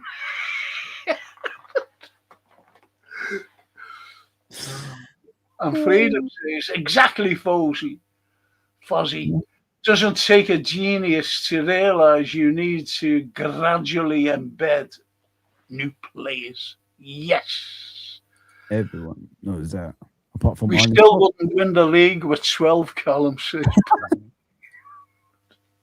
We could try, couldn't we? We could try. But yeah, he's right. We still couldn't win the league with this manager with that. Oh, man. And Cedric says, busy working, Fuzzy, or I'd bother you more, lad. Yeah, I know, bro. I know. Hope you and Frank have a great holiday coming up. Thank you, Cedric Lopez, MBE, OBE, and a big red. I thought the Northern Irishman wanted to get rid of Rafa's players. He did. He did. Yeah. I won't mention his name, the Northern Irishman, because he's. That's why I never say his name on your channel, Frank. Don't worry. It'll come out of my mouth. Thank you. Yeah, listen to this, what Colin says. Slotters drains all the passion and emotion out of me this season, and I've been a supporter for 50 years, Frankie. Whoa. God damn. Oh, well, next year, next month, it'll be my 40th year I could remember football. So, yeah, I'm coming towards you, Colin. Don't worry, mate. I'll join you. It's horrible, isn't it? And we're the old school, you see, folks. Yeah. And you get the young lads. I'll just go through some of these because Dennis Paparak's there. That's okay, friend. It's no problem, mate. No problem. We actually feel like an integral, says the Snake, part of the team. I was, Subarak with, he's dictionary corner, you know. He's dictionary corner, this fella. Anyway, of the 12th man has real depth to it. It actually matters to us as we feel our team represents our hopes and aspirations. Spot on. I like that. Spot on. And Dennis Paparak, all the way from Tampa, this fella. He was walking home there last week. Yeah. Don't you know what was by his door? A fucking alligator. It's like a big guard dog. Being bogged down with work stuff, but enjoying the discussion, fellas. Look at that, Frank. Look at that. The old mates. I met up with the old mates. I went to Jimmy Case. Jimmy Case and Sammy. There's me in the middle. Do you know he's deaf as a doornail, Jimmy? Yeah, he can't hear. I was speaking to him. He kept on saying, "Come close to my ear." You can't hear nothing. Deaf as a doornail. Yeah. I had to shout. I said, I don't want to shout your ear, mate. Yeah, you have to shout, man. But he's funny though, Frank. He's funny as hell, man. The stories he tells you is amazing. I met him. I met Graham Souness. I met Kevin Keegan as well. I'll go to these dudes, they do this gathering. Yeah, they do this gathering, speaking about their careers. Yeah. I love going to it, Frank. It's my favorite. Every single time I go to. I went to a Steve Staunton one as well before the game against who did we play in the Champions League? It was last season. Lille. That's it. The Lille game. I met Steve Staunton as well. I meet all of them, but Kevin Keegan was the one that impressed me the most. Do you know who I met going into a game, Fuzzy? And it was when he was playing for Bayern, and it was a midweek game. And it was during their like midwinter break, when they stopped playing. And as I was going in, I see it, and it was Xabi Alonso. I said, "What are you doing here?" He said, "I've come to see the Reds." I remember you told me that. Yeah, he was sitting in the stands watching us, wasn't he? Unbelievable. And it's great to hear that. There's me and Staunton. I'll show you the pictures if you want me to. I'll show you. Yeah, I love meeting these legends. I really do. It's my favorite. Like, it's something I do now, like on a regular basis, Frank. I just love meeting the legends because they are the ones who brought us to this place. I mean, they are the ones who gave us the 20 and the Champions League. There, look, me and Steve Staunton. Steve Staunton. Do you know what? Isn't it good that these lads, ex-players, come back? Yes. I didn't even know he was. I thought he was a Man United fan or something like that. He's a Liverpool fan, Yeah, Liverpool fan. Yeah, I didn't know. I thought he was just a player. That's it. He supported another team, but he's actually a Liverpool fan. Yeah, there's some players I know as well, and they're all decent fellas. Yeah, every single one of them. As I said, there's a Liverpool writer called Ian Blaisdell, right? Yeah. Great Liverpool writer, really. Yeah. He wrote, Boys from the Black Stuff and things like that. Okay. Anyway, there's a couple of lads I went out with, and great fellas off the radio. And anyway, I went down. And he said, "Will you come down, Frank, and see us?" I said, "Yeah, sure." So anyway, I'm talking to them, and Casey comes in. He said, "We're meeting Casey now." I said, "Okay." And Casey was talking, so talking. Yeah. Do you know who he thought I fucking was? No. Alan Bleasdale. He thought it was this writer. Genuinely. Oh my God. He thought it was fucking Bleasdale. And I was just sucking out notice then. Deaf as a doornail. Yeah. But he's a lovely fella. Oh. Anyway, Supercat means, equals nickname. Thanks, Snapey. And even Barry said, "Glad you sorted that up, Snapey." The new format here is one for you. Mm-hmm. Can you go through these? Do you know if I give you? Can you see these? Look, I've got to make a cup of tea. No, go for it, Frank. Go for it, Please, I've got to make a cup of tea. Oh, go on, Frank. Go on, mate. It's fine. If you get down to Johan, I'll just try and get this. If you leave that one on, it's fine. It's fine. I'll leave that one. Can you read others there from Snapey, Johan, and Johan? Can you read them? Okay. Now I'll give you this.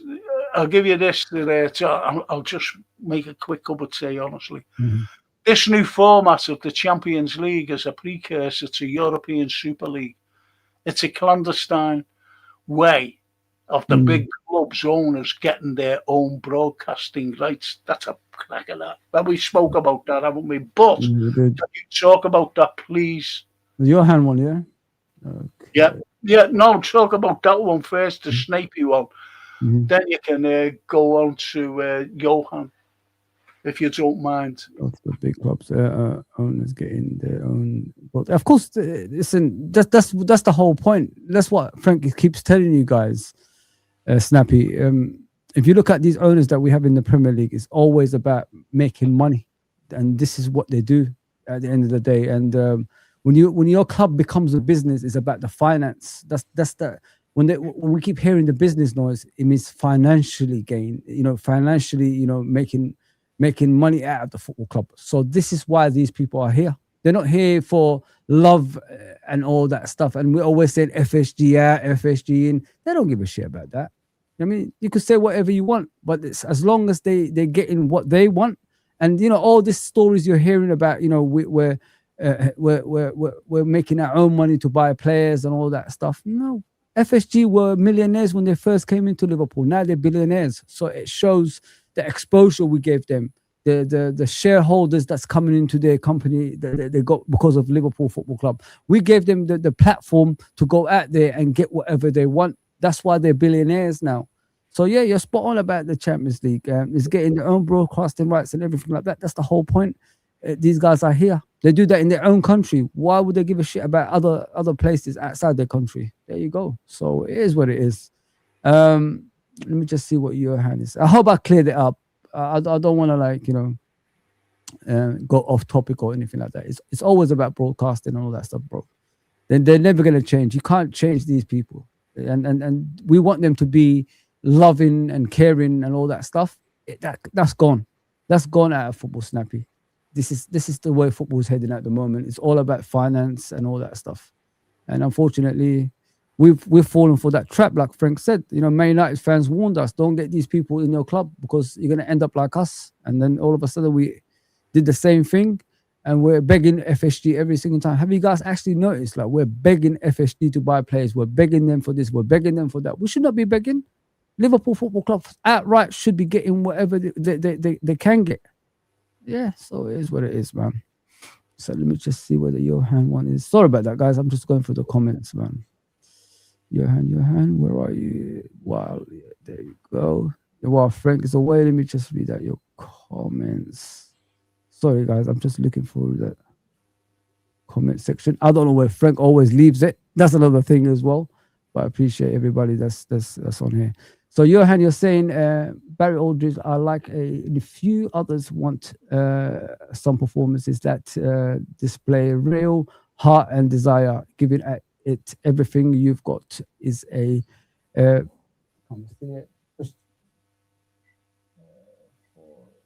other player and Liverpool. Yes, I agree with you, bro. I agree with you. Giving everything as a team is the way that you want your club to be, and that's what I've been asking for my players for since I've been here. And Liverpool players not giving their all is something we don't need. But as I said many times, when you're looking at the club right now, where what we've done since the Salah thing, it looks like the players have finally woken up and they're going to give it their all. They're going to start performing in a high level on a consistent basis. They've got no choice. They've got no choice at the moment, because if you drop off form right now, and if a player like Salah is being taken out of the team, that means nobody is safe. So if you're not safe, that means that the manager is going to take you out of the team at some point, and your position in the international stage could be under threat, and that's what they don't want, because the World Cup is around the corner. So every player has to perform in a higher level, if you know what I mean. So that's how I see it when I'm looking at us. Where's the next one? Evening Falls, High Falls. What else are we? There's so many stuff on here, guys. So I'm just looking down. The big up Freedom, man. Big up. Where was the broadcast? Sorry, Frank, because I'm looking at the comments. I can't get it up, so I'm going to look down. But yeah, mate. That's all right. Have you? I read the Johan one, and I replied to him, of course, if you want me to. And I talked about this one as well. You spoke about that, yeah. Excellent stuff. Staunton, who spoke about that, brings Yabby home, says Colin Dykes. That's a good one. That brings Yabby home. Yeah, why not? Why not? I think if he's available, why don't we go for him, Frank? I don't see the issue, because, like we said earlier, if you can galvanize the whole team together and everything around it, and the club as a whole, why not? Why not, man? And I think him going to Real Madrid is a good step for his progression as a manager, because he did so well at Leverkusen, And now, like, he sees the downside of football at Madrid when you go to a team like that. Then you come to Liverpool, it's a different environment. You'll get the time and patience and the love from the football club. And you could just, take us to the next levels. And it's going to be a longevity because there's no more, Xavi could be looking at Madrid one day. He's already done that. So now it's a longevity at Liverpool. So that's what I'm looking forward to if it ever happens. See, I've always said about Xavi that he knows the club, he knows the city, he knows the city, he loves Liverpool. His wife does as well, by the way, albeit that they've been away for a long time.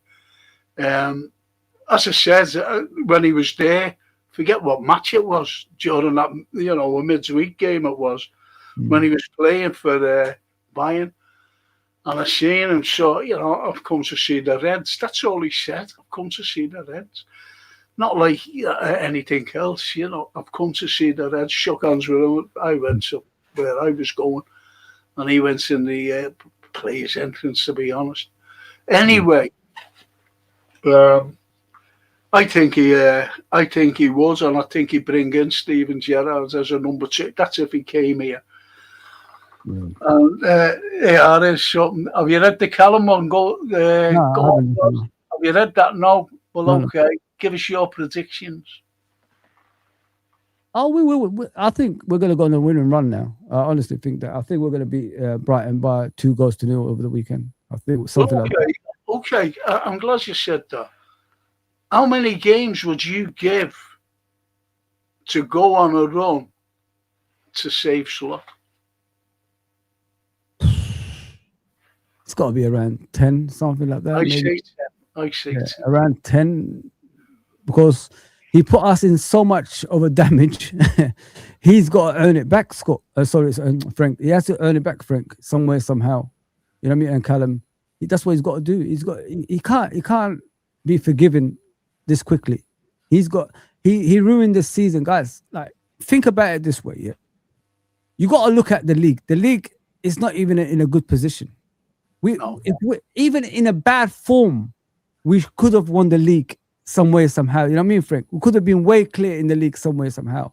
But we were chopped, weren't we? We were already chopped. We were looking down at everyone. I think you've hit it in a nutshell there. We could have won it, but he changed the system. He changed it around. And we went from bad to... Well, we were bad anyway. He was getting out of jail. I've always said it. Every win that we had, he was getting out of jail. Look at the 2-0, when they went 2-0 ahead. And then they came back the other side. And it happened against Leeds as well. 2-0 up in the second half, Fozzie. 2-0 up. We weren't 2-0 in the first half. We went out, started playing and bang, 2 goals up. Yeah. And then they came back and they fucked. And we were lucky to beat Sunderland. We were so lucky. When it's so bad. It's unreal. He's so bad, it's unreal, Frank. Like you just made a point there. It was never going to be sustainable. This 2-0 up and then the team pegging us back 2-0. So 2-2, and then we were going to win in the last minute. It was never going to be sustainable. He fought like, when you go into a season, Frank, with the arrogance mentality, this is what you get. You got to be humble. You got to, what I mean? You are the top team in the Premier League, Frank. Everybody is looking at you. They're not looking at Arsenal. They're not looking at Man City. They're looking at you. So you have to improve, more than what you showed last season. But he didn't even think like that, Frank, because he thought of the amount of points we won the league by last season, which is one of the worst points in recent years, 10 points clear of the second place. He thought we was that good that other teams won't improve. But the other teams have improved.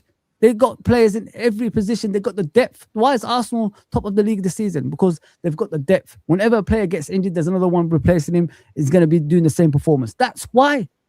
So they figured out, you're easy to figure out. So what you did, you went into a season thinking, I'm going to get all these strikers that I'm getting, all these attacking players and, the best in Europe at the moment. And I've got that. So we could outscore teams while we're transitioning to my style of football during the season. And it backfired. There you go. You don't go into this mentality unless you're stupid. I mean, But that's what There's his happened. mentality. Do you ever remember last season? He was asked, before the season started, when he first took over, and he was asked, "Are you bringing any more players in?" And he said, "I like small squads. I only play with small squads." And this season, he said, "The squad is too small." That's his mentality. It's And then he complains about long balls and and all this stuff. I'm thinking, bro, you don't have to complain about things. Just shut your mouth, because you're giving ammunition to the opponents. Every weak point you're giving out, they're gonna target that in the next game. And what happened? They targeted that in the next games. Every game we started losing. He's so bad, guys. I swear to God. I don't even want to talk about him today, but you guys brought it up, so let's talk about it. He's so bad. Snapey says here, he said, "Let's have a GoFundMe page for a jumbo flash for Frankie. Either that or a 14-year-old Vietnamese lackey. On reflection, perhaps the latter would be more cost efficient." And Barry says Yabby could be our Allison, a safe pet. That's a cracking little analogy. You remember Javi? I mean, he played for you guys, so you know how he is as a human being. I mean, he's the calmest that you like, man, and he's a typical Liverpool, person and a player. So yeah. We know Javi already. I can't remember any Liverpool fan ever hated Javi when he was at the club. So there you go. I think that's brilliant. That is the cup further for us. They got Frank and Fozzie. He's what you call the capo di tutti capi. Yeah, he's a brilliant guy, this guy, man. Brilliant guy. A strong, consistent run of at least 12 games might redeem Slot's reputation. Momentum is a key word, but if ever a manager needs a consistency, it's this ball pot smoking pornographer. But you know what gets me, Foz? His wife doesn't even live here. Yeah, true. Wife doesn't live in the country. It's crazy, isn't it? Look, it's Fozzie. I've never known a football manager for Liverpool, not interested in anybody else, come to Liverpool and the wives don't follow them. Did you ever think to yourself, maybe he already knew things might turn out, in this way? Maybe that's why. Say that again. Did you ever think to yourself, maybe he knew, things might not go right for him? You know what I mean? I said that, yeah. I said that. Maybe, he thinks that the club's too big for him, because that's what everyone's saying before the Mo Salah thing. Yeah. The club is too big for him. He's out of his depth. They were the comments coming out. I was saying it myself, yeah. And I don't know, because surely to God, you'd have your wife here. And if I was Edwards or Hughes, I don't like those super, to be honest. I don't like them pair of people. Yeah. And if I would have been, I would have said, listen, you better get your wife over there. You know what I mean? You can't be flitting off over to Dubai every 2 minutes. You get a break. He said, get her over there. That's what they should have said. Get your wife over. Get your family over. Yeah, because he says she doesn't like it. I'll just fucking chase them then. Doesn't like Liverpool. Come on.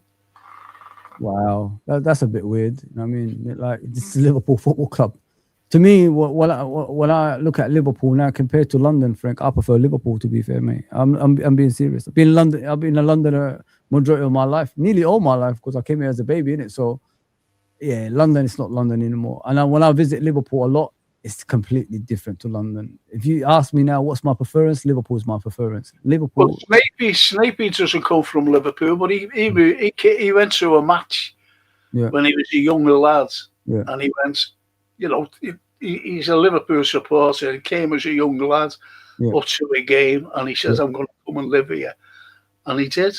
But that's my plan as well, Frank. That's my plan as well. That's in the future. Inshallah, if I ever, get to a certain age, I'm planning to move there just to, live around Liverpool, just to go to games on a regular basis as well. And Liverpool's a nice city anyway, man. Outside Liverpool, inside Liverpool, it's beautiful, Frank. I'm telling you, mate. You guys got a beautiful city compared to what's London. London. If you look at London now, it's trash. It's rubbish. It's not the London that I grew up in. It's rubbish, man. Yeah. Callum says, like Guardiola says when facing us, Liverpool, quote, Liverpool are the champions, not Arsenal, unquote. I really like Guardiola. Me, very clever, and he's a soft spot. And they're going to win the league this season, Frank. They're going to win the league. I don't know if you agree with me. I think Man City is going to win it, I've got this. Yeah, I do. I think with Arsenal getting beat at the weekend as well, I think that gave them a great lift.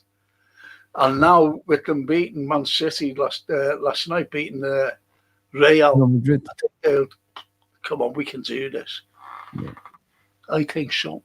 My daughter, Francine, she said, I want City to win.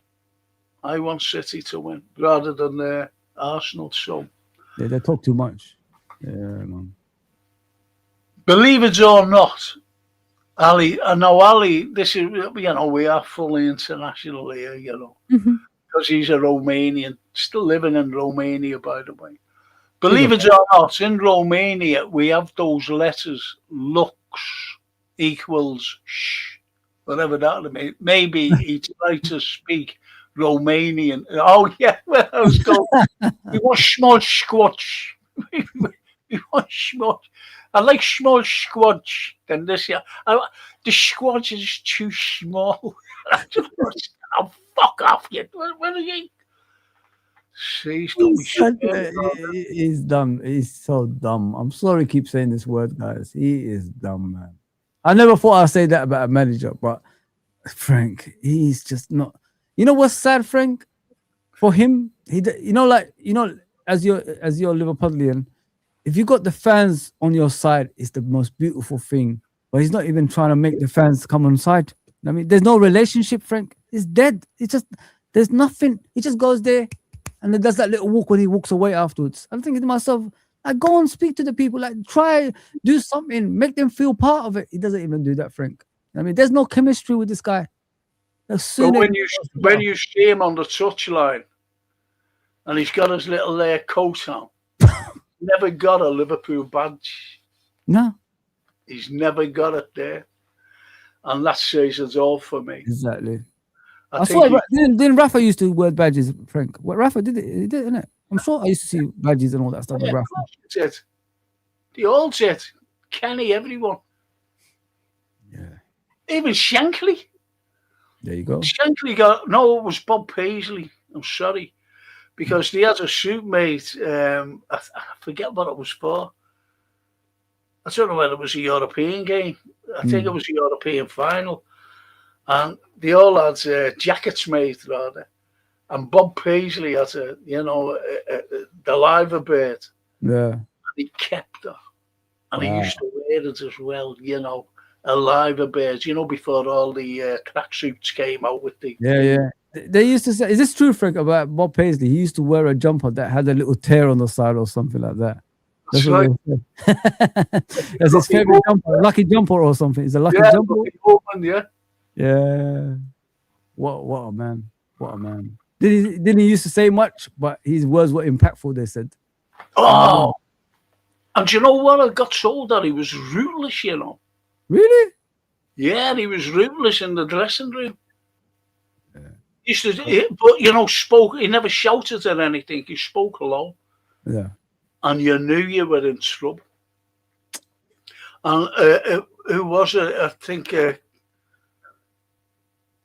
was it? I forget who it was. And he was suffering from a terrible cold. Terrible cold. And he kept away from, this is on the day of the game that I'm feeling. Yeah. Kept away from him. Oh, who was it?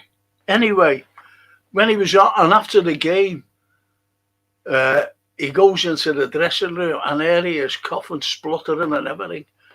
And he sent Ronnie Moran and he said, get him up to my office. So anyway, who was it? And he went up to the office and he said, if you ever do that again, you could have spread those germs around the lads. He said, and they all would have had colds. And he said, oh, who was it? And he said, but we won. He said, I don't care, we won. Go home to bed and come back in a week. That's what he said to me. I forget what player. It might come to me before we end. Was he a big player or small player? What was he? Oh, it's a big player. It's a big player. Oh, it's not Emily Hughes, is it? Or no. Who was it? Tommy Smith or? It was someone like Keegan. Someone like him. Oh, I'll tell you who it was. Did Keegan? Yeah, he did play against Bob. He did play for Bob Paisley, the first European Cup, innit? I'll tell you who it was. It was Craig Johnston. Oh, okay. Craig Johnson it was. The Australian. And he said that in some book or something, whatever it was, Craig. And he said, he frightened me. He said, especially when Ronnie Moran says, you've got to go up and see the boss. Ronnie Moran. I caught Ronnie Moran, obviously, at a later age in him when I was a youngster, man. Yeah. All I remember Ronnie Moran in the sidelines with his whistles. That's all I used to hear every time. You could hear a whistle while the game is going on, innit, Frank? And then it's him. He used to just whistle at players. Move there, move there. What a character Ronnie Moran was, man. And he was, and he through, well-known fact that he goes in, he just won the league, and he goes in and he throws the tape. He said, I just pick whoever deserves them. The medals on the table. Characters, mate. Players, just pick whoever deserves. Frank, let me say something to you. Isn't it amazing you guys have these stories about Liverpool Football Club, but you never hear these stories at other football clubs? There's no. Do you understand what I'm trying to say, Frank? I don't hear this from Arsenal's or Man United's, these stories you guys give us. I don't hear this stuff. I only hear it from, because I do listen to what their clubs say about, the past and all that stuff, but their history doesn't, involve like Liverpool's one. There's nothing like Liverpool's ones. The characters, the players, and everything around the football club. It seems to me like from the 60s, 70s, and 80s, it was special being a Liverpool, a Liverpool fan, and the stories. Because every stories you hear when I go to these gatherings, it almost brings a tears to your eyes because it's such a well put stories. But all these players I've visited, it's crazy, man. And you never hear this around the other football clubs. I don't hear these stories from other fans telling me. I always, when I listen to your legends, obviously our legends, I always take it to other, clubs, who support Arsenal, Man United. I tell them, man, what I hear from Liverpool is nothing like that. When I listen to them, they never give me stories about their football club. There's nothing like Liverpool. I'm telling you, Frank. Oh man. Well, do you know when Shankly retired? Mm-hmm. Bobby Charlton was sitting in his house, and it was a Sunday. And anyway, no Sunday football then, if you know what I mean. Anyway, there was a knock on his door, and his wife goes to the door. She comes back in, and she said, there's an old man wanting to see you. And he said, an old man? So he gets up, and it was Bill Shankly. And Bill Shankly said, hello, Bobby. So when he brings him in, he said, we spoke for 3 hours. Wow. Football. That's all we spoke for, 3 hours. And that was Bobby Charlton, just on a Sunday when Bobby was relaxing, what I mean? He goes in and talks for 3 hours about football. But that shows you what kind of a fella Bobby Charlton was, for Man United. He was Man United through and through, proper legends for the United team. Yeah. Just great, great little mad stories like that. Yeah. Even their old manager, Liverpool have stories about him as well. Like Matt Busby, like he was a Liverpool captain, he was a Liverpool player. People don't even know that. Yeah, and he was a Man City player before Liverpool, wasn't he as well? Played a lot of games for Man City. Yeah, Matt Busby. Yeah. See, all before all this rivalry and everything else that which started up. It was great, great camaraderie. Mm-hmm. you know, and I'm talking about right across the country. Then all of a sudden it changed from banter to hate, you know, and Let me ask you a question. Yeah, you probably can, because you remember. I was a baby when it happened. When we beat Aberdeen twice in 2 legs, Ferguson's Aberdeen. Ferguson's team. Yeah. Do you think that's where the hatred towards Liverpool started from? Do you get what I'm saying? Because he was on the way to winning the European Cup. I think it was 1980, 81 or something like that. Yeah, that's and right. Liverpool beat him in 2 legs. I think 1-5-0 and 1-1-0 or something like along those lines. 3-0 up there. Yeah. Yeah. So, and do you know what? It's a very same thing. I'm glad you mentioned that, actually. When we beat them 3-0 up there, he said, they didn't deserve to beat us. Yeah, I've gone over there again. They didn't deserve to beat us. And it was the very same when we went up to Old Trafford, you know, with Steven Gerrard and Fernando Torres, you know, the usual. And we beat them 4-1. Yeah. And he came out and said the same. Yeah. He said they didn't deserve to beat us. The best team lost. And, you know, that was like, but that's the way it changed everything. Yes. And Ferguson undermined the FA Cup as well. Yep. They were playing somebody in the, you know, whatever round it was.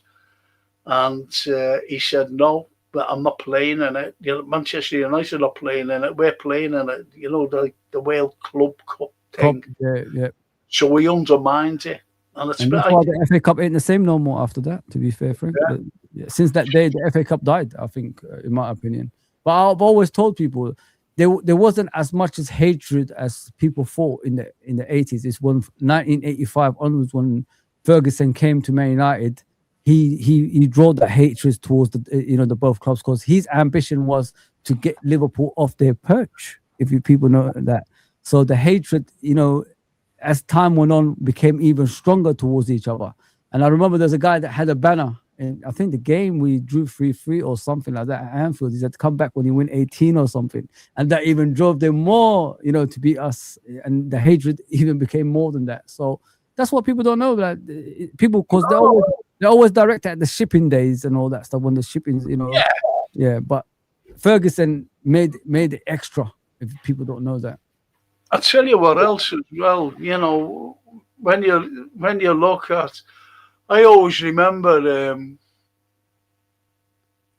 Bill Shankly and Bob Paisley, not Bob Paisley, John Revie on the pitch. It was after, you know, they played each other. John Revie, manager of Leeds, and Leeds were the main rivals to Liverpool at the time. And you see them talking, you know, being interviewed, and John Revie, we just beat them, you know. And John Revie just turned around to him and went, come on, Bill, I'll buy you a cup of tea. You don't see that now. No. You don't see it at all. And it's a shame. It's a shame. And that's the way it is. And the Anfield Roar says, Frankie and Fozzie, the Waldorf and Stadler.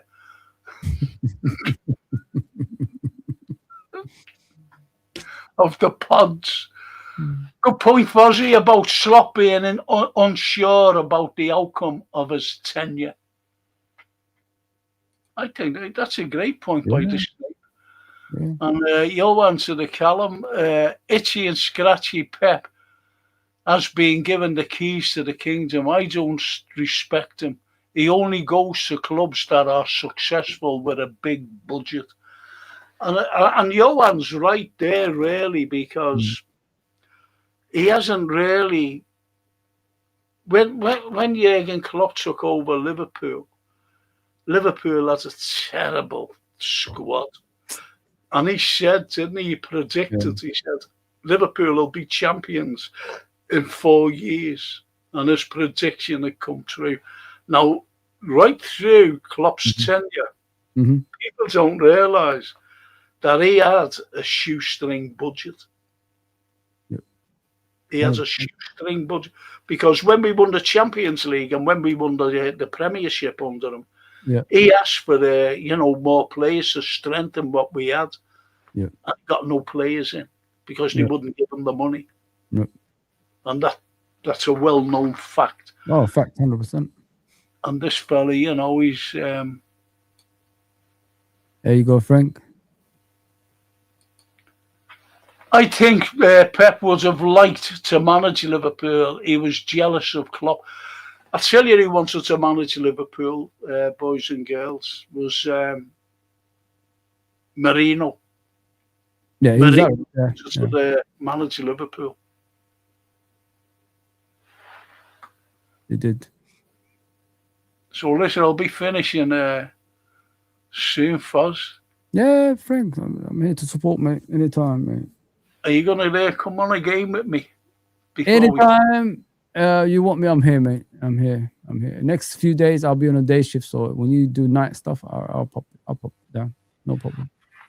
Well, I'll be having a watch along, and I want you to come on pre-match if possible, and post-match if you're not working. That is. What? You mean the next game? I'll come. Yeah, Saturday. No problem. I'll come on. Brilliant. Well, the link will be there for you. Yeah. And Snapey says, "Sorry, Baz, I'll tone it down." Oh, I don't know what they're talking about. I'm sorry there, boys. I don't know what you're talking about. There's no relationship with the fans because he's aloof. It's something, that's for sure. It just doesn't work here. You're either part of the city and the club or you're not. I think that's a crack at that because I think his wife is aloof. Because look, if you're a director of football and you're like a CEO of the Liverpool Football Club, you'd say to him, listen, if your wife doesn't come, you're not coming, you're not coaching here. We have to be one happy family. You can't be just flitting off every time you need to. Yeah. You see what I mean? Yeah, with him, Frank, like, if a coach is very much interested in a football club, you don't behave like him. You know what I mean? He's in a situation where it's difficult. You're not winning games. You're losing games. Your players are all over the place. They need something. He, instead of like staying, during international football at the football club and analyzing things and checking out like why are we losing, what's going wrong on the pitch, he goes to Dubai. You know what I mean? He goes to Dubai. Like, what kind of coach is that? You're supposed to be fighting for your job. You think you're safe because you won the Premier League last season. Then you don't know how big this football club is. I think the second international football break made him realize, oh shit, this football club is a worldwide club. It's not just what I thought it was at first. That woke him up. Well, to be honest, the Northern Irish fella, after 4 months being in the job here, he turned around and said, I didn't realise how big Liverpool was. And he was 4 months in the job. And, he didn't know how big it was before he took the fucking job. Yeah, there's something. I'll tell you a funny story. Right? And this fella told me, just a minute. Let's see if I can get it up. Just bear with me. That's all right. Bricklayer. He was a bricklayer, yeah? Okay. Just bear with me on this. Right? Yeah. Right. Bricklayer. I used to do tribute nights for the Reds, for the ex-players. Yeah. Because, honestly, Fozzie, what has happened was Liverpool was giving them nothing. And I'm talking about this Liverpool, these owners, they were giving them nothing. Absolutely nothing. And they were getting nothing from them, not even tickets. Wow. So I used to have, look, these things.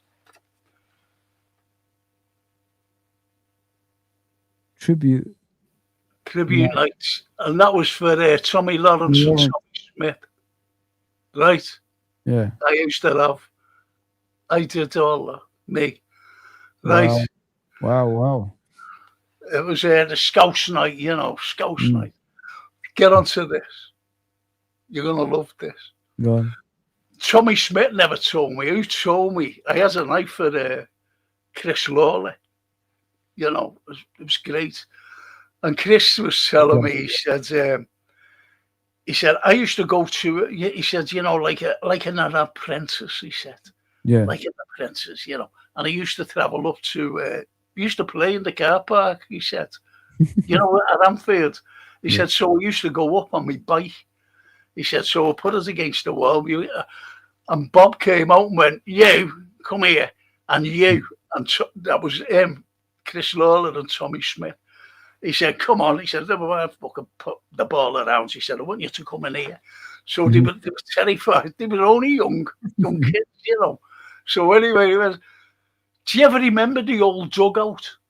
Yeah. One underneath where Kenny used to lean on the top bit. That's right. That's right. Well, that was built by, believe it or not, Bob Paisley.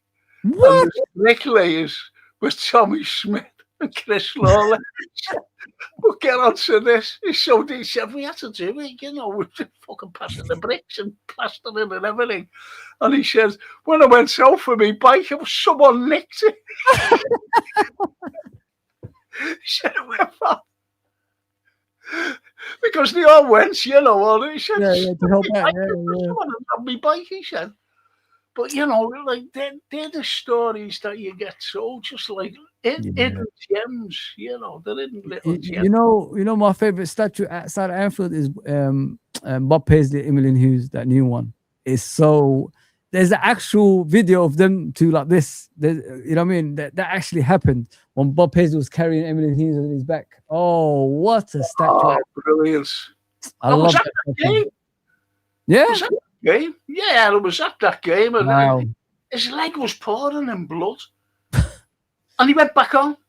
I know, because Went back on. Now you break a toenail, you're out about 4 or 5 months. It was just like Vert. I'm sorry to bring it up. Like, it was just like Vert the other night, you know, got his little jersey pulled and he fucking went down like a bag of rags. As though he'd been shot by some sniper. It's crazy. Football's changed, guys. 5 seconds after. Brilliant. But anyway, as the Snapey say, Bob Paisley was a bricklayer with a rod of iron running through him. That's what reminded me of it. Wow. Who understood the game and the club, but rootless is a good analogy. Yeah. And I think that's good there. And Anfield Road, I thought the creaking was Frank's hips. You guys are funny, man. Road, he moans at me chair, you know. He said, fucking oil it, will you? Open your oil a chair. God, blimey. It is what it is. And Barry says, I read Paisley book on holiday last year. Very good. It's so sad going on about Bob, and I'll tell you for why. When he had the horrible disease, Alzheimer's. Oh, Bob. Alzheimer's. Oh, and man. he didn't know what he did. Shit. He didn't know what he did for us. Oh, man. You know, what he achieved. And it's shocking. Oh. It's fucking shocking. I hate that disease. And Dennis says, have a good night, legging past the Gators off to the pub. Lovely. And Johan, now this is a Man United supporter, but he's a great friend. Big up your hand, man. He said, Frank Ferguson wrote in his autobiography, the FA pressured him to compete in the World Club Cup instead of the FA Cup to gain political points because England was bidden to host the 2002 World Cup. Well, I didn't know that, to be honest. Yeah, I didn't know that. But, you know, nevertheless, it was, you know, whether he was told, it's undermined the FA Cup at the time. Yeah. That's why the FA Cup ain't the same no more. You know what I mean? FA Cup, Saturday afternoons, Frank, following the coaches from the hotel. Where's that going? Where's that going? My helicopter above the hotel. Where's that going, Frank? Yeah, look.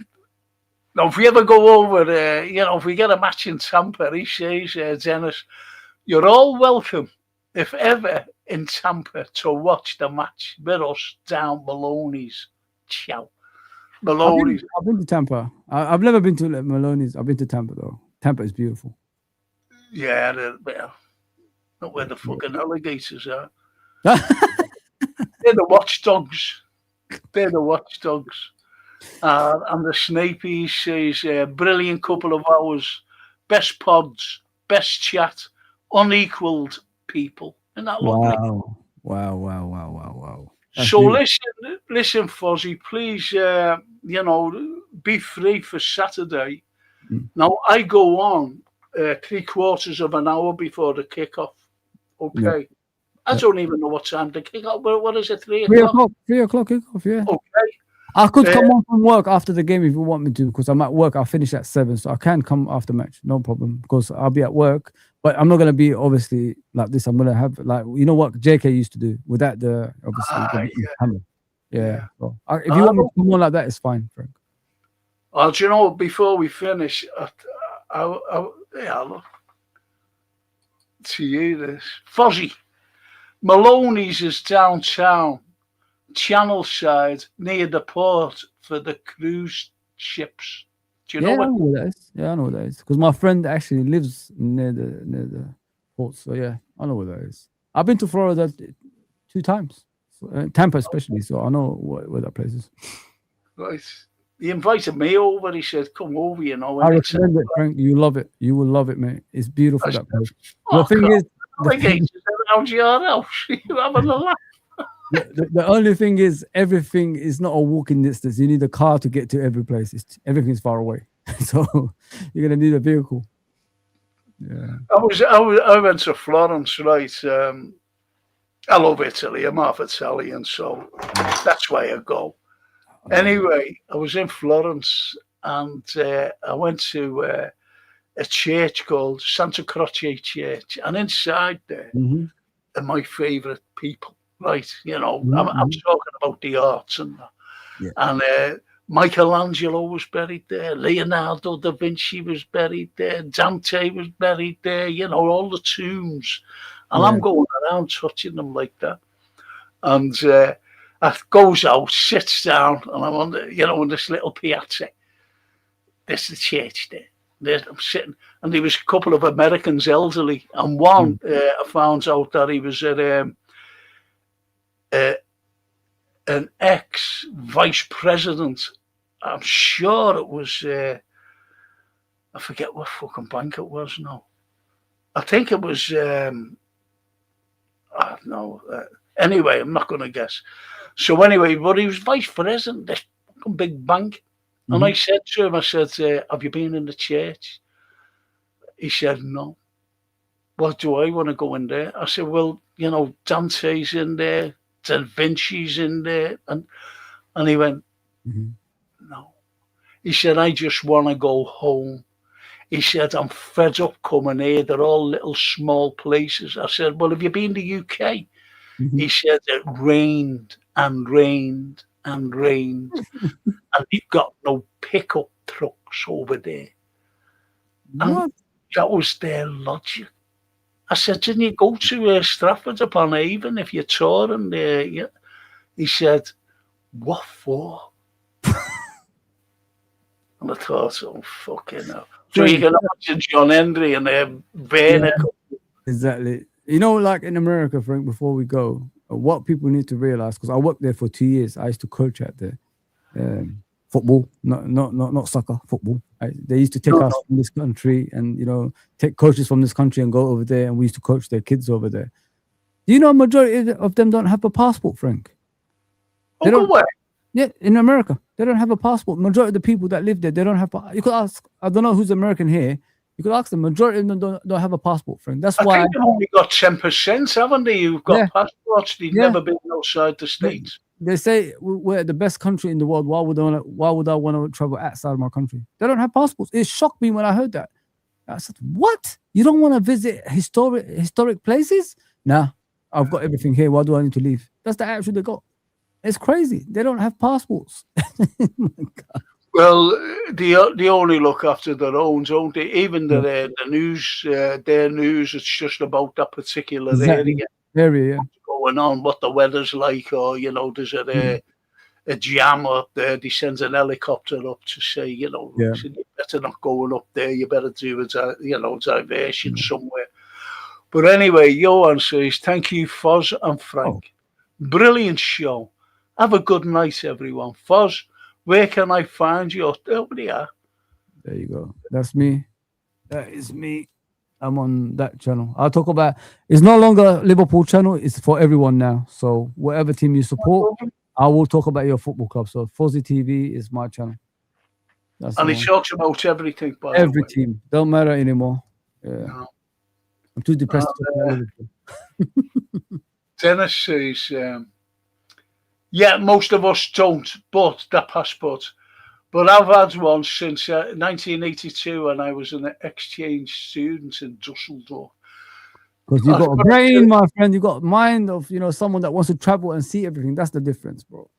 Well, do you know Dennis? He's in a band, called the Incurables, as you might have heard him.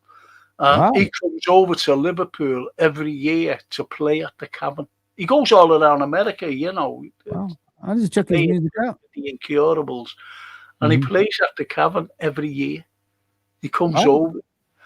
And I think he's a smashing lad, by the way.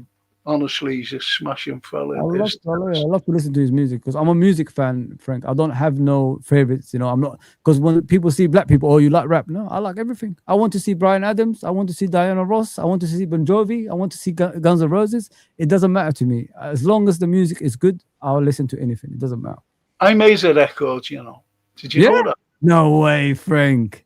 I watch your stuff, obviously. I watch your stuff on Liverpool TV and your historian stuff on the... No, honestly, I made a record. And Jason put his own once, I'm talking like it. Go on, Frank. Get a show.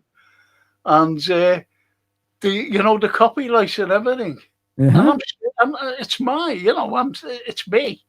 Wow. And it was copyright, so we couldn't play it again. Genuine.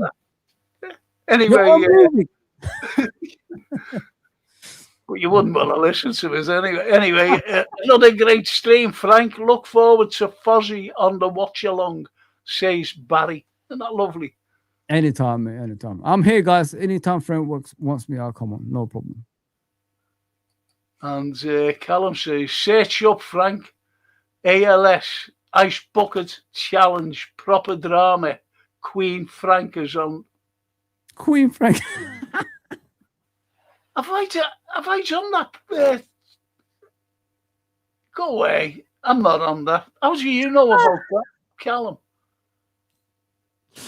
Callum is a dark horse, mate. He's a dark horse, Callum, man. Callum knows a lot. Goodness me. I didn't know it was on that. I knew that I'd done it, but I didn't think, who the fuck put that up?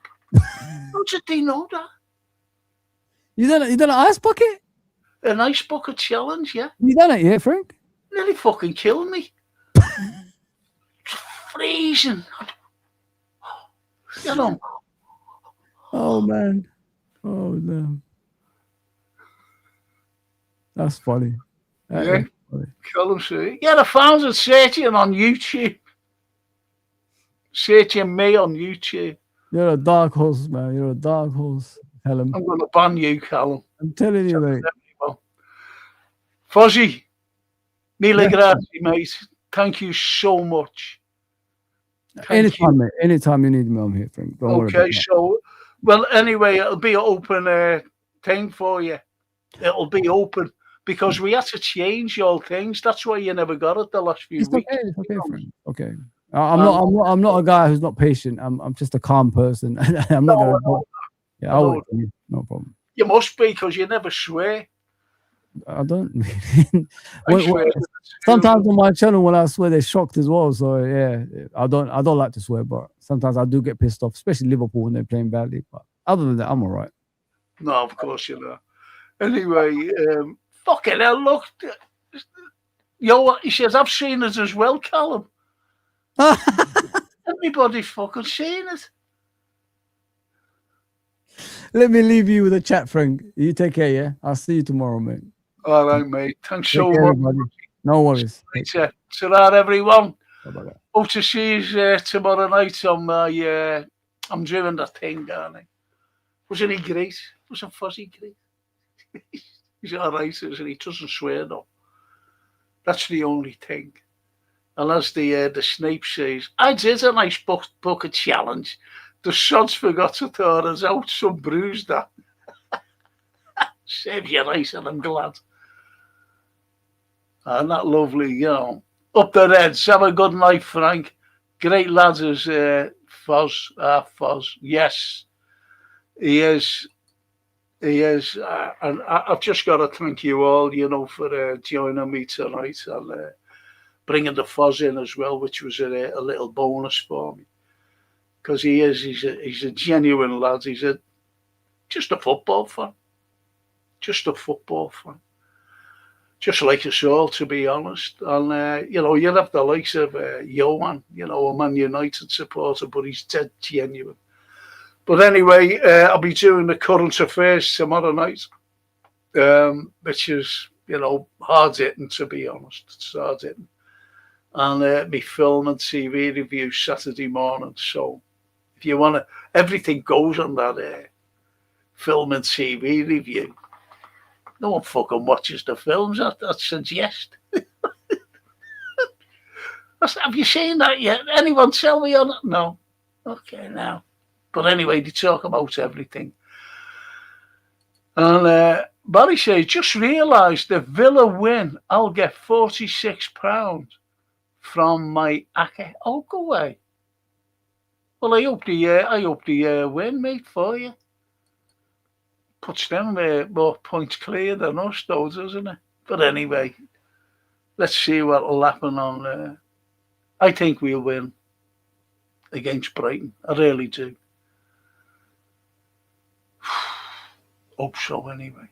Thanks very much, people. Thank you so much for keeping me company, and it's really nice. The Long Walk, Boss Film, Stephen King. I like King, but I don't like his politics. I'll leave that off for fucking pricks, you know, till they get hold of. And thanks, Callum. Good night, people. See you. Hopefully see some of you tomorrow. Ciao. Ciao.